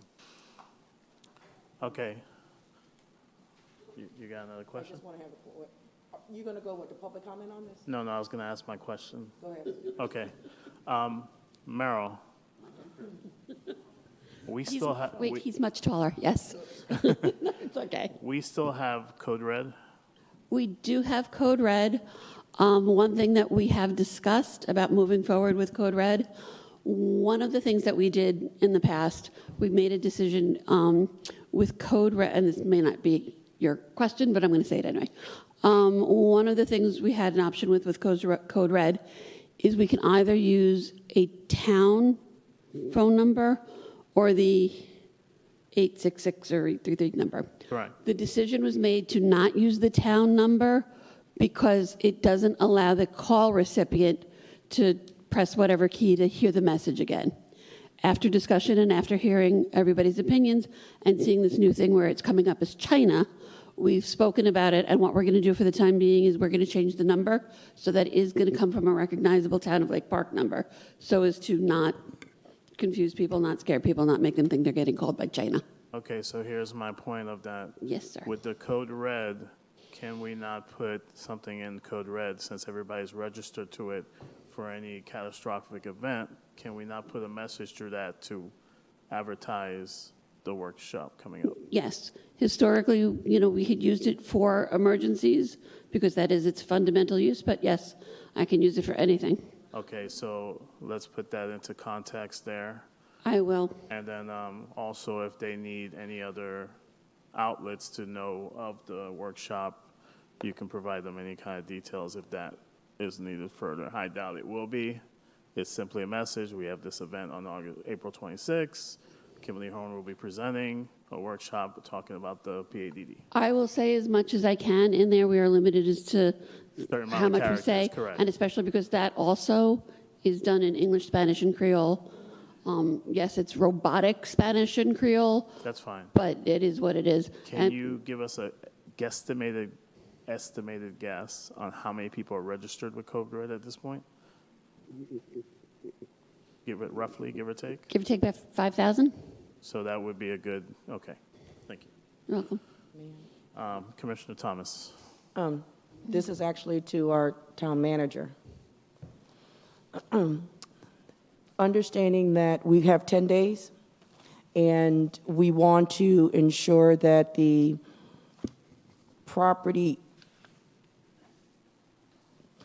the individuals, and I'm speaking particularly to the commercial, is there a way that we could possibly use, like, I don't know, code enforcement or something like that to actually distribute it directly, to them?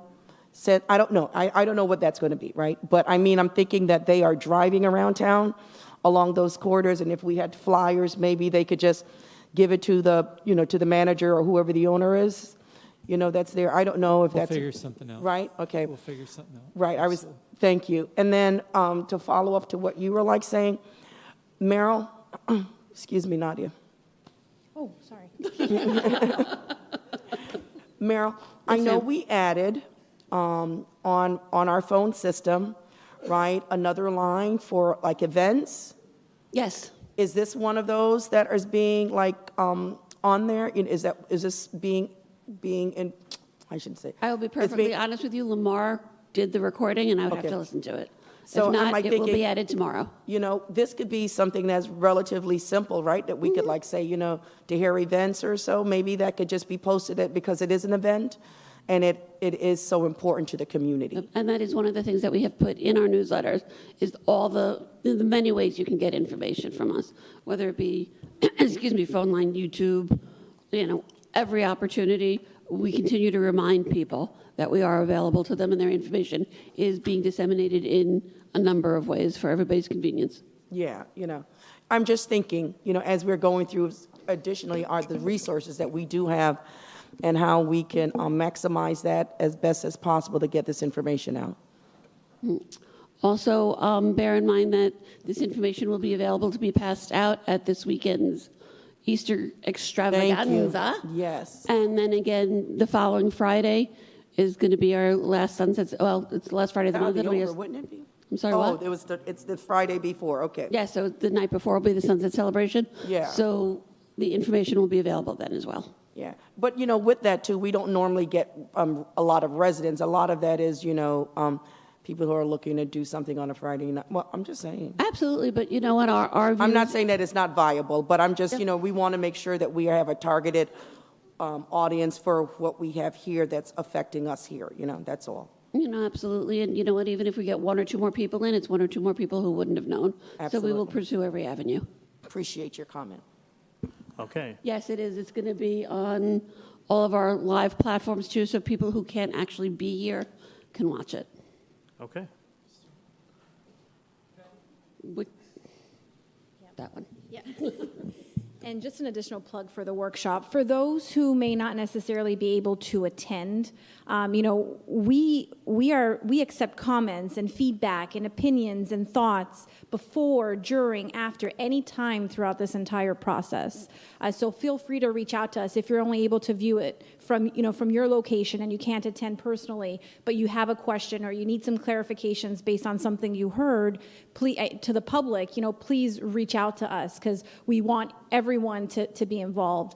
The community workshop is really going to be set up in a way where it'll promote engagement.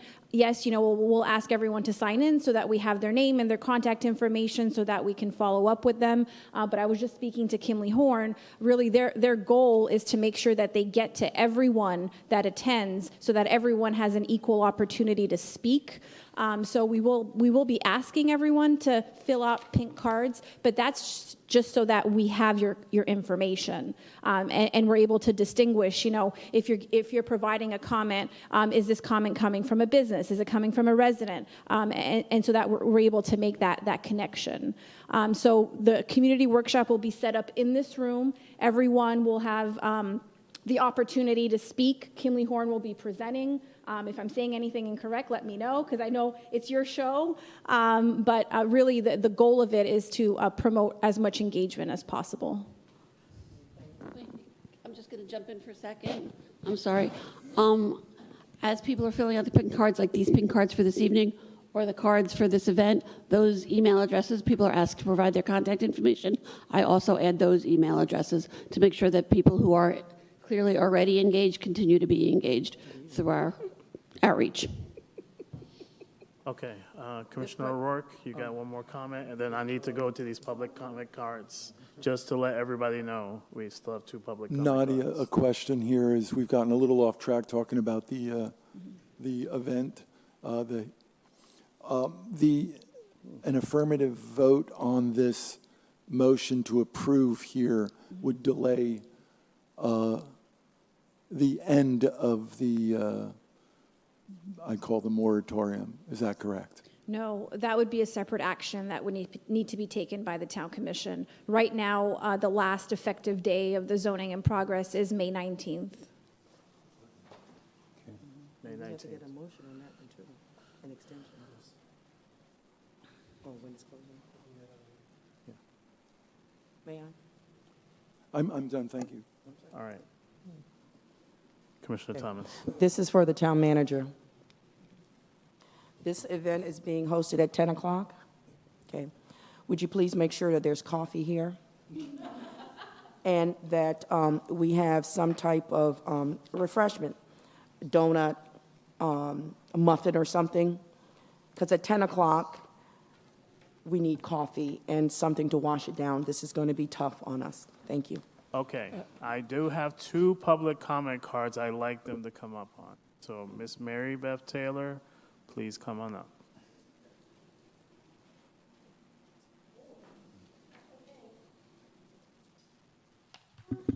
Good evening. I'm Mary Taylor. I live at 209 Park Avenue. And I had it all ready to read, but I got all confused. And with some of the speakers, Terrence, anyway, what I have to say is I'm going to read parts of this. Residents, I'm speaking for the residents that I hear.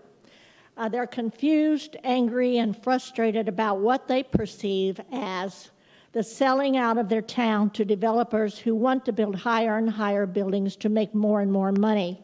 Then I hear Terrence say how much he wants to cooperate and work with the town, so that gives me hope. And I had another paragraph that said there are options that can serve and enhance downtown surrounding areas, but it will take, going back to the drawing board, more time and more imagination and a lot of compromise. What? And money. And money. Okay. Mary, if you can, just I'm up. just What? focus on us, please. Oh, okay. Yeah, okay. Sorry. Anyway, the residents in Lake Park are more aware. They're wiser now. They've seen what the 25 stories looks like from almost every angle in town. They see and hear construction next to Publix now and are waiting to see what the North Palm Beach neighbors will inflict on them next. It's not only the sky blocking and shadowing of towers, there will be all sorts of negative consequences. Traffic congestion, noise, loss of privacy, and yes, decline in the value of their largest investments, their homes. I'm looking at stakeholders right now. We're all stakeholders. Would you buy a house that was overshadowed by 16 stories? I wouldn't be interested myself. Maybe you would. The Lake Park residents will not benefit from the 16 stories proposed projects. They will suffer negative consequences, and the little town we love, it may not survive. We don't have to imagine the results of poor planning and building in downtown district. We have lived with it for decades. The 801 building, a half a building, 754, I call it the Frankenstein building. We can't risk another half-built structure. We can't afford another eyesore and future blight. We are in unprecedented times.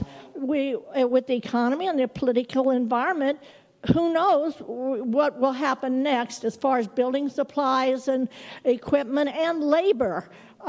There's so many things we could discuss that encompasses this project. We have a comprehensive plan. That's something that's always been solid. Thank you for your comments. Okay, comprehensive plan. I missed the best part. Thank you. Mr. Davis. I can tell you I agree with a lot that former Commissioner Taylor had to say. We've had a lot of robust conversations with saving the business corridor. As you look at your timeline that you have projected before you, will those businesses survive to July? How many businesses have closed since we started this conversation? And I think you need to have that conversation with your business owners. There's been a discussion talking about when there was a study and when there was a meeting. Well, when we had a meeting here, unfortunately, Commissioner Hensley and Commissioner Thomas, you wasn't here. But, oh, I'm sorry, you weren't here. I think you were here. No, I think you were just going out, former mayor. But everyone, Lyndon, everyone that was there, Mayor, you was here.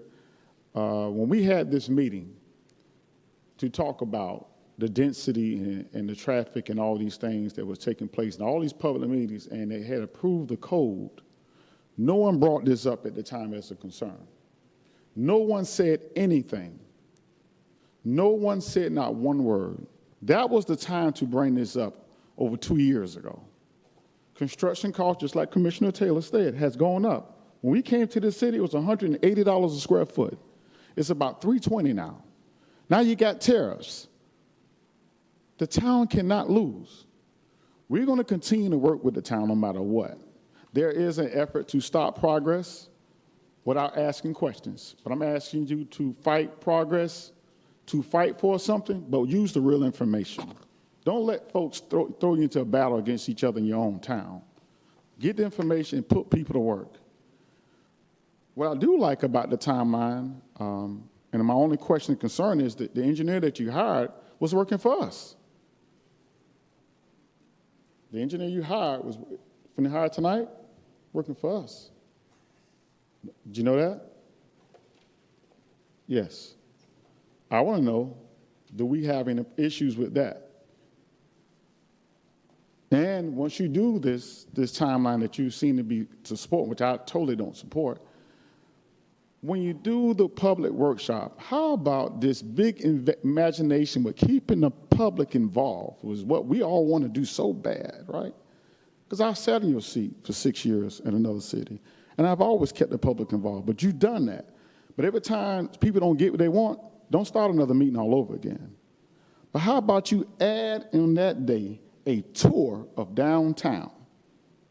Start on one corridor with the public, and walking through downtown to a certain corridor, walking through the buildings, seeing what's safe, seeing what's there. You need to feel the town to where it is now, because you're going to be left with a decision if something great happened, and you're going to be left with the responsibility if something bad happened in that terrible area the way it is now. We've been the only ones that's been cleaning this building, cleaning our property and taking care of it, but put a tour in there, and we'd be more than glad to work with you in the business committee. We've already been talking about it. Thank you.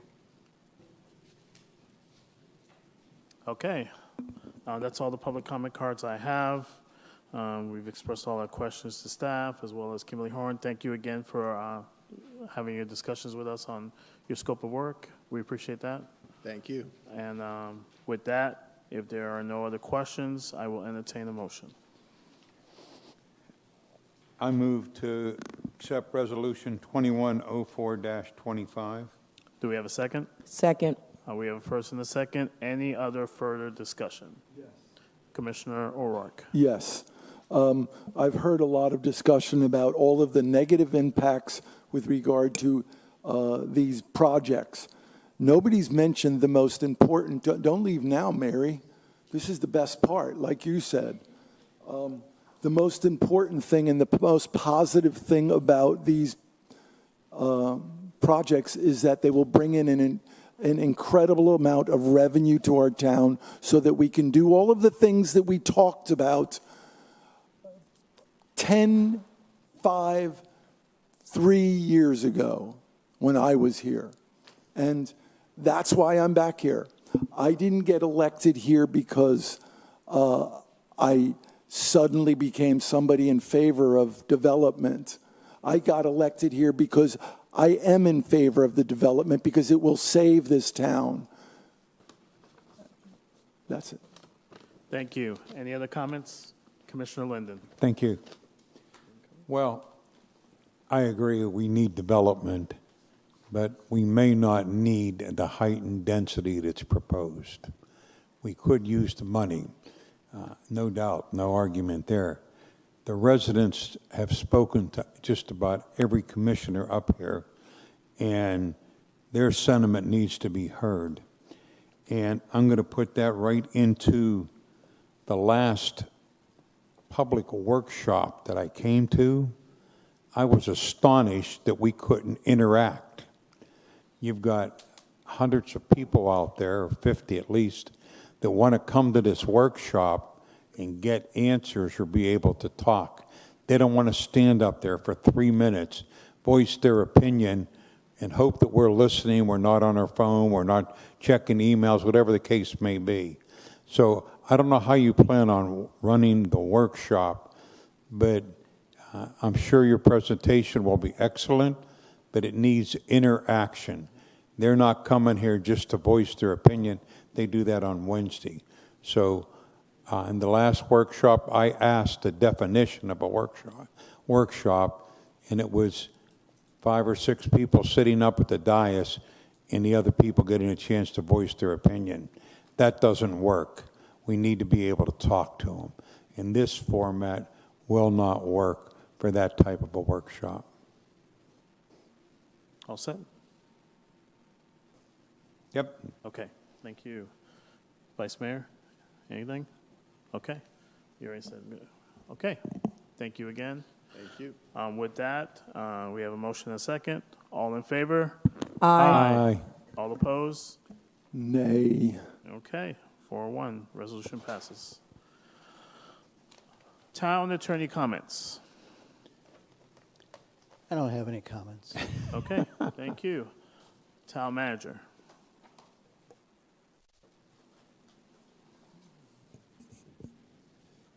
Just a couple of quick things.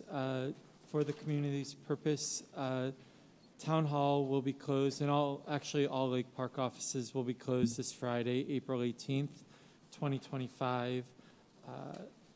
Our library will also be closed on Saturday, April 19th, for the spring holiday and Easter and Passover holidays.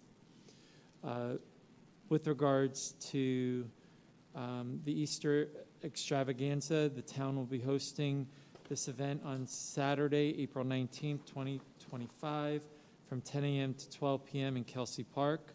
There will be egg hunts for children 3 to 10 years old, free photos with the Easter Bunny, children's activities, raffle prizes, and tons more.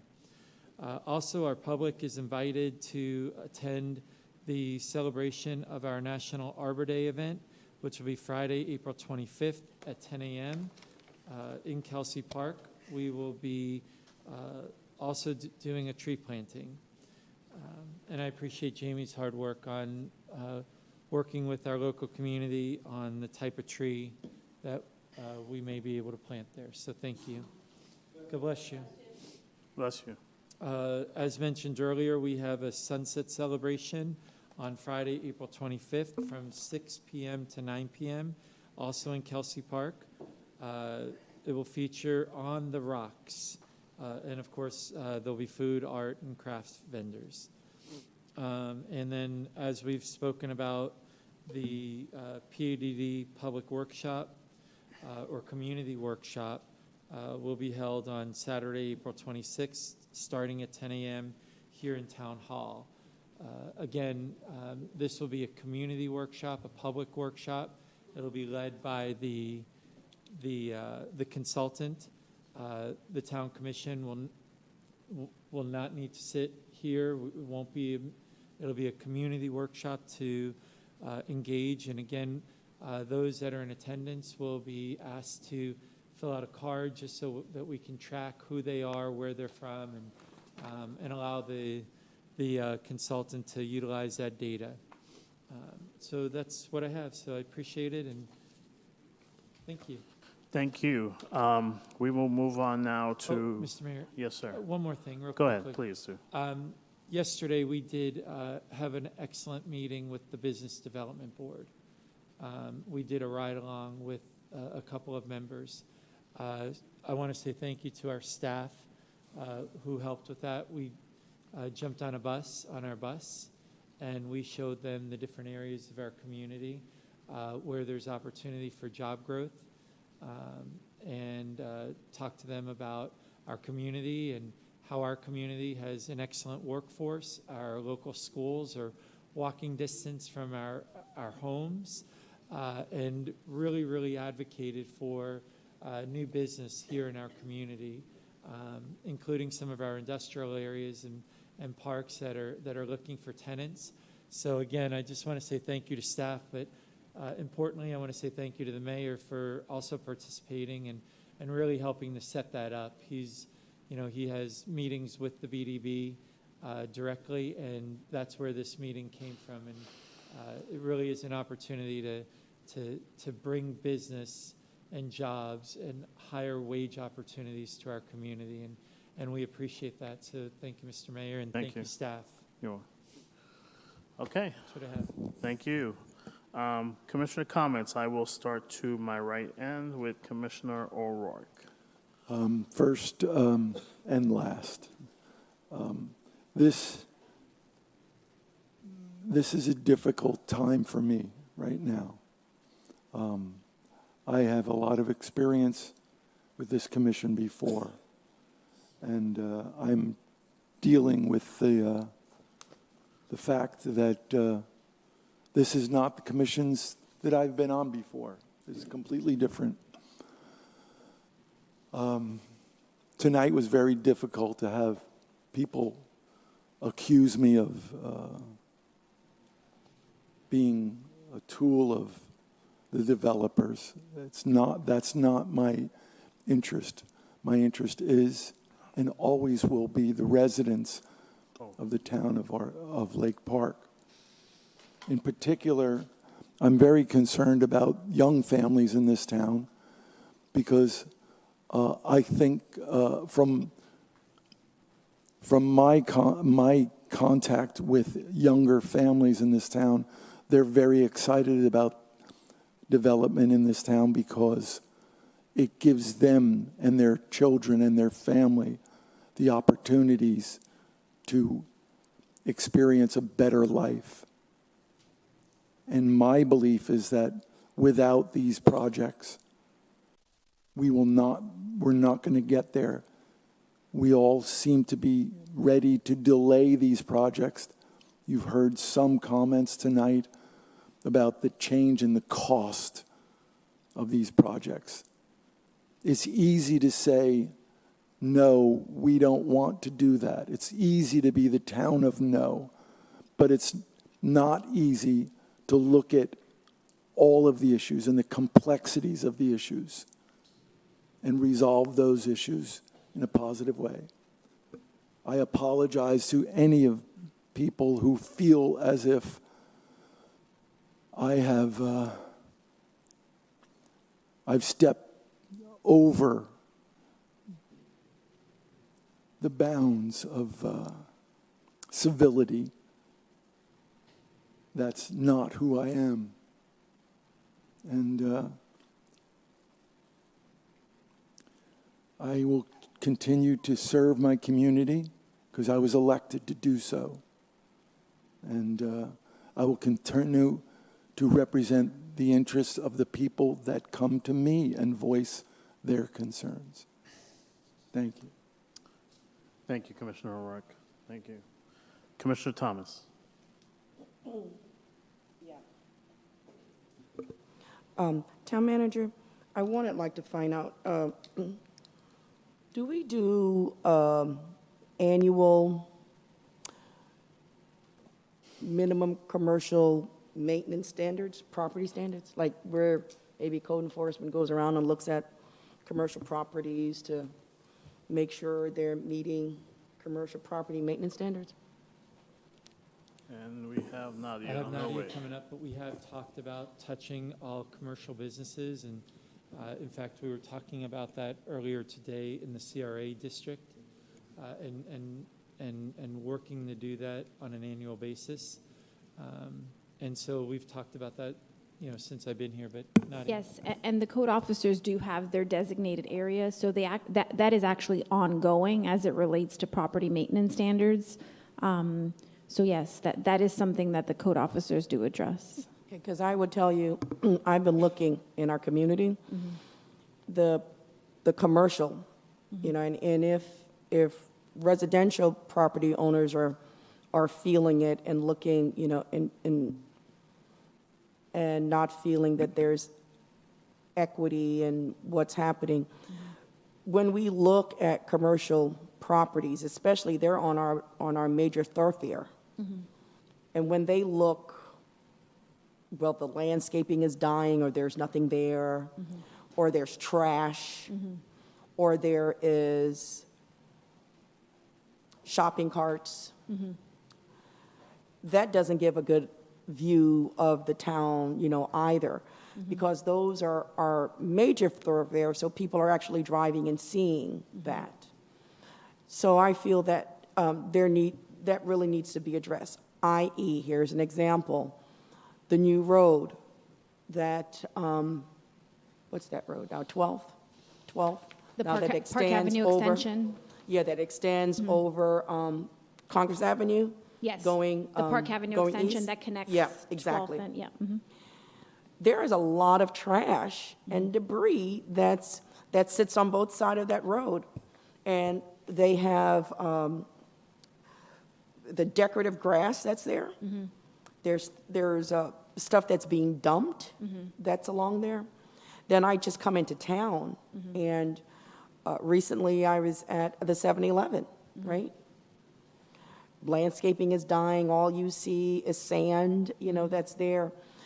In fact, do we also have inspections as far as internally to make sure that the businesses are maintaining proper safety requirements and things like that?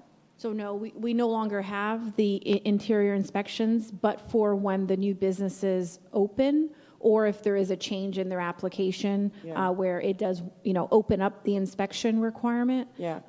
Other than that, we don't have a routine, on an annual, every 2 years, every 3 years, every 5 years. That requirement is no longer in our code. Yeah, because I would say I went into a store the other day, and it's a ingress egress. So there are 2 doors. And one of the doors was definitely blocked, by obstructed, with something that's there. And so I started thinking to myself, well, how often do we have inspections, in our commercial properties? And I know I know that the fire department, Yeah. they do have inspections. I haven't checked with them recently on their current schedule. Yeah. I know the last time they had said they get to them at least every 2 years. Right. I don't know if that's still the case. Right. We can certainly find that out. Yeah, because, as I'm looking around, we want to be business friendly, of course, but we also want our businesses to, whatever, I know that there are incentives in the, in the PADD to assist, but on the other properties that we're like, it's not a good look for a small community, like ours, to appear as though we don't know what we're doing, to maintain that. Yes, I see, I drive along Park Avenue too, but I could just name them, and I don't want to but that was one of my concerns. Okay. Thank you. If you would allow me. Okay. Yeah. I want to say, I am very honored to be elected to be on this commission. And I believe that we all come here with different experiences and expertise.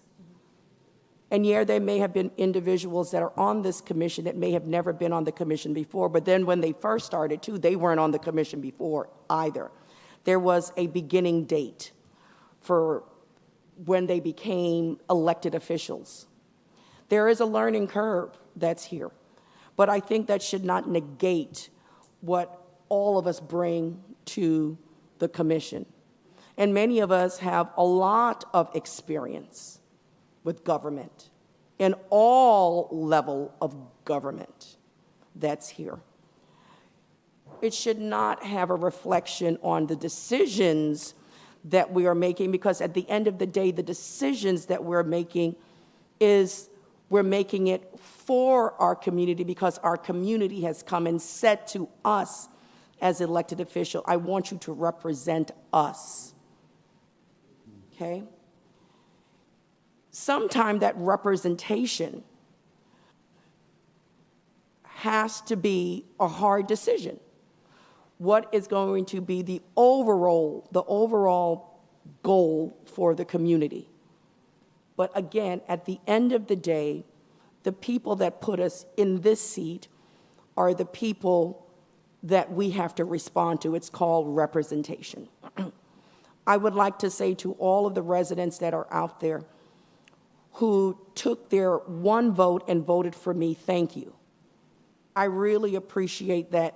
Thank you, because evidently you saw or think very highly to put me here to represent you. I am not here to say what commission or what not commission did wrong or did not do wrong. All what I know is that we have the public that decided that this is the commission that they wanted at this point in time. Things change, things go through, things move. Yes, opportunities come and go. I believe that all of us, however, that's on this commission want the betterment for the town of Lake Park. And we want the betterment for the town of Lake Park in that we have a brand new town manager, we have 2 brand new commissioners that are on here, 3, if I can say myself, because I still think that I'm a novice on here as far as new vice mayor. I don't know what you feel about yourself, but I just feel like it's all a wonderful fresh start. And that's a good thing. I think that is a good thing because we all bring different insights here. And I just really want to express that, because I'm not going to sit on this commission and feel that I'm less than, because the town did not feel as though I was less than when they elected me. So therefore, I'm going to continue to represent those out there who thought very highly of putting me here. And so I'm thanking you for the 3 years that you are putting me here.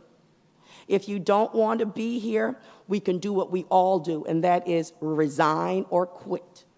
I am not a quitter. I am not a resigner. I tried to stick through it. I was on the Planning and Zoning Board for over 14 years, so a lot of development occurred in this community in a way, too, that others didn't see before they even came on the commission.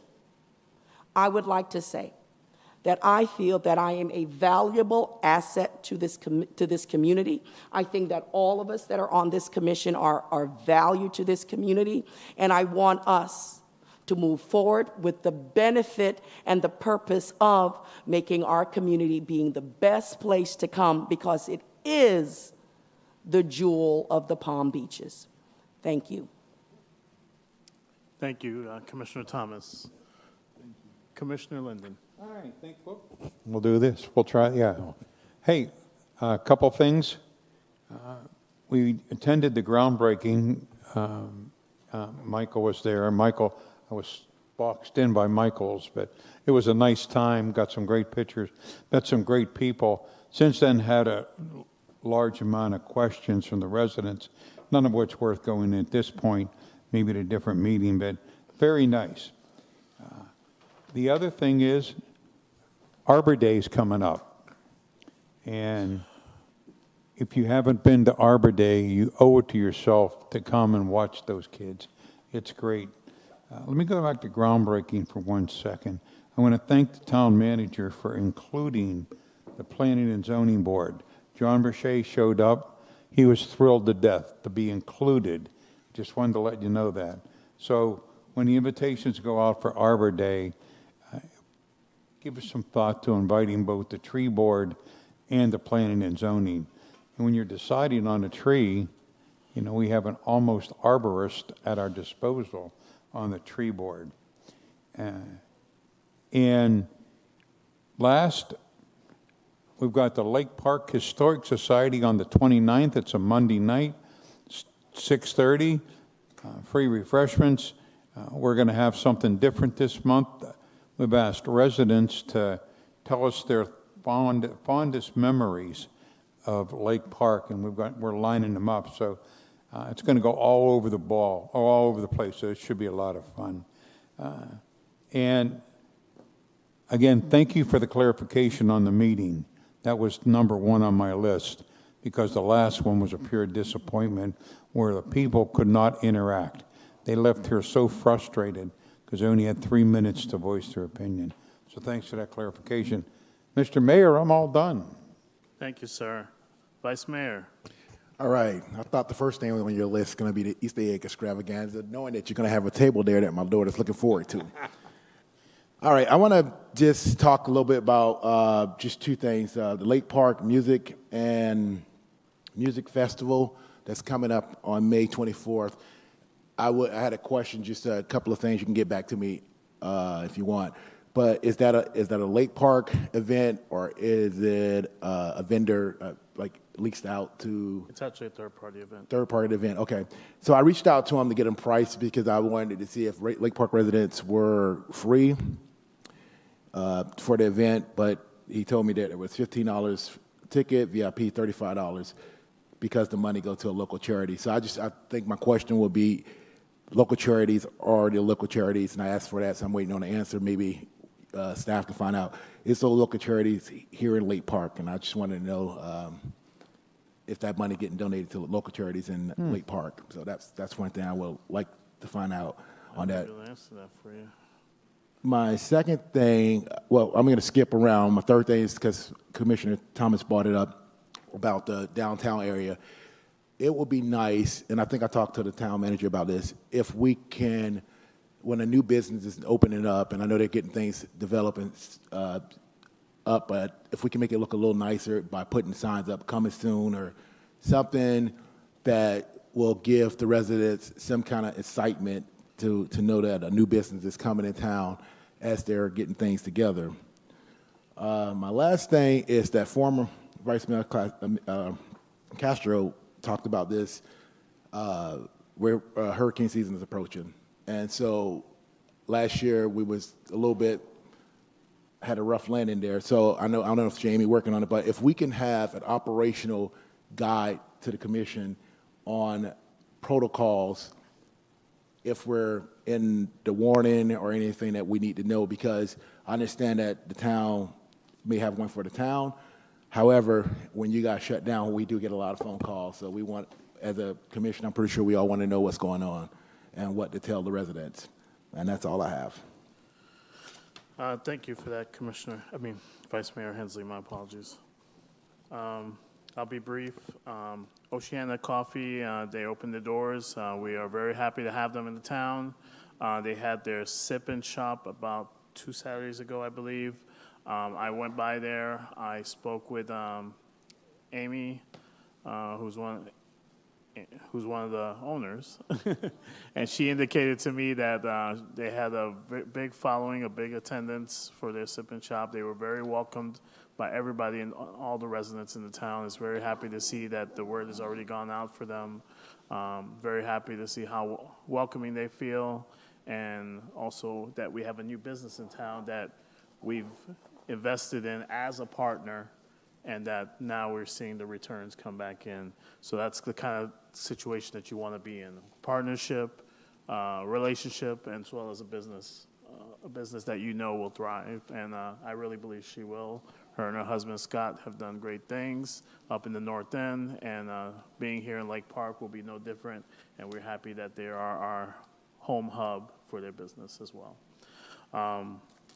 Something that I heard this morning in a discussion at a meeting, there was interest in joining our community boards and finding out how to be a part of them. And I just wanted to indicate that if you want to see what boards are vacant, you can go to our website, lakeparkflorida.gov, spelled out all the way.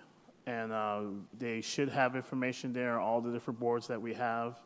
Also, you can contact our town clerk here at Town Hall, and she'll be happy also to tell you. We appreciate community involvement. We encourage community involvement. We want the community to be a part of it. And if they want to be a part of our boards, we greatly appreciate that. They will do so, serve on our boards, and be a member of that.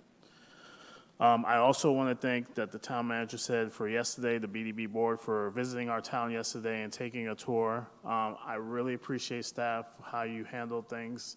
It was a wonderful presentation. I like how all the components were there to do a little video, as well as have a narrative to all the different business areas that we had. Whoever did the map out for the ride, 2 thumbs up. That was a wonderful ride. I may even take that for a future bike ride. So it was a wonderful thing. Great work done. Shows the tangible value you guys have to us as well as on our community. And I just wanted to give you that kudos again, in addition to what our other councilmen have said about you collectively. Also, I want to welcome back, and I might not have said it, Officer Adam. Are you back there? Hey, how you doing, sir? I just want to welcome you back to Lake Park. Even though I said it already to you personally, but officially I want to say it on the dais, welcome back. It is great to have you. You have done great work for us before, and when I saw you back into Lake Park, I was very ecstatic. I know the type of person you are. I know how you put yourself wholeheartedly to better our town in the items of safety, and it's great to see you again, and we are blessed to have you back. So just want to say a formal welcome to you. Okay. Again, I want to invite everybody to the Haitian Flag Day celebration. It is on May 17th, the day before the official Haitian Flag Day, which is usually May 18th every year. It will be held at the Bethlehem Baptist Church. We welcome any and all. Although it is a cultural event for a certain culture, it is not a culture that has to be narrowed down to just that collective few. We want everybody to show up, get acclimated to our culture, enjoy some music, food, and entertainment. And we appreciate that. It is going from 4 to 9. They also have a special soccer event that they'll have at the event. Oh, no, you can't participate in the soccer event. I'm sorry. Yes, I know you have a trophy, but that's okay. You cannot participate. The age, we won't talk about the age limit. But we do welcome everybody at all. Also, they will have a basketball event as well. You will not be disappointed on the stuff that they provide. And I implore everybody, if you have some time, even if it's an hour or 2 hours, go by there, take a look at it. You'll be surprised at what you see. So I welcome everybody to that. And also the Lake Park Music and Food Festival that Vice Mayor Hensley mentioned. I happen to know the organizers that's doing that, and I hear they do great work in the North End, that they do a lot up there. And I hope this one is just as successful, and I look forward to attending as well to see what it's all about. Aside from that, thank you as well to staff, commissioners. We go through moments like this where days, it's not glorious. This is a thankless job, but I know you guys hold a great professionalism, and I don't want anyone here to feel like you're any lesser than the other. We all carry the burden together to make decisions. We all have been elected to sit in this chair and serve your public and your constituents. Do your due diligence, as I know you can do. I've said it's been business as usual. You know I've said that. Talk to your voters. Talk to those that have the facts, staff or town manager, and do what you have to do to make an educated decision. Don't feel impulsive to make a decision that's the wrong decision, because the decision is not just for today. It's for 10 years down the line. So you have to be mindful of that. We will all do the right thing. And just know that we are all in this together, a balanced decision together. Okay? With that, I have ended my comments. If there's no other comments, I will entertain a motion of adjourn. Oh, are there any items, requests for future meetings? I have one. I know we've discussed this before, Town Manager, on the speed bumps. I know you have had a deliberation with staff on stuff like that, but at a future meeting, I'd like to see what you have coming up on that aspect and that topic. That was one of the concerns I had myself. Absolutely. That I'd like you to bring forward to the commission to hear your ideas. We'll probably plan something for either May or June. Okay. Absolutely. I thank you for that. Welcome. Any other agenda items? Entertain the motion of adjournment. Make a motion to adjourn. Second. All in favor? Aye. Good night, everybody.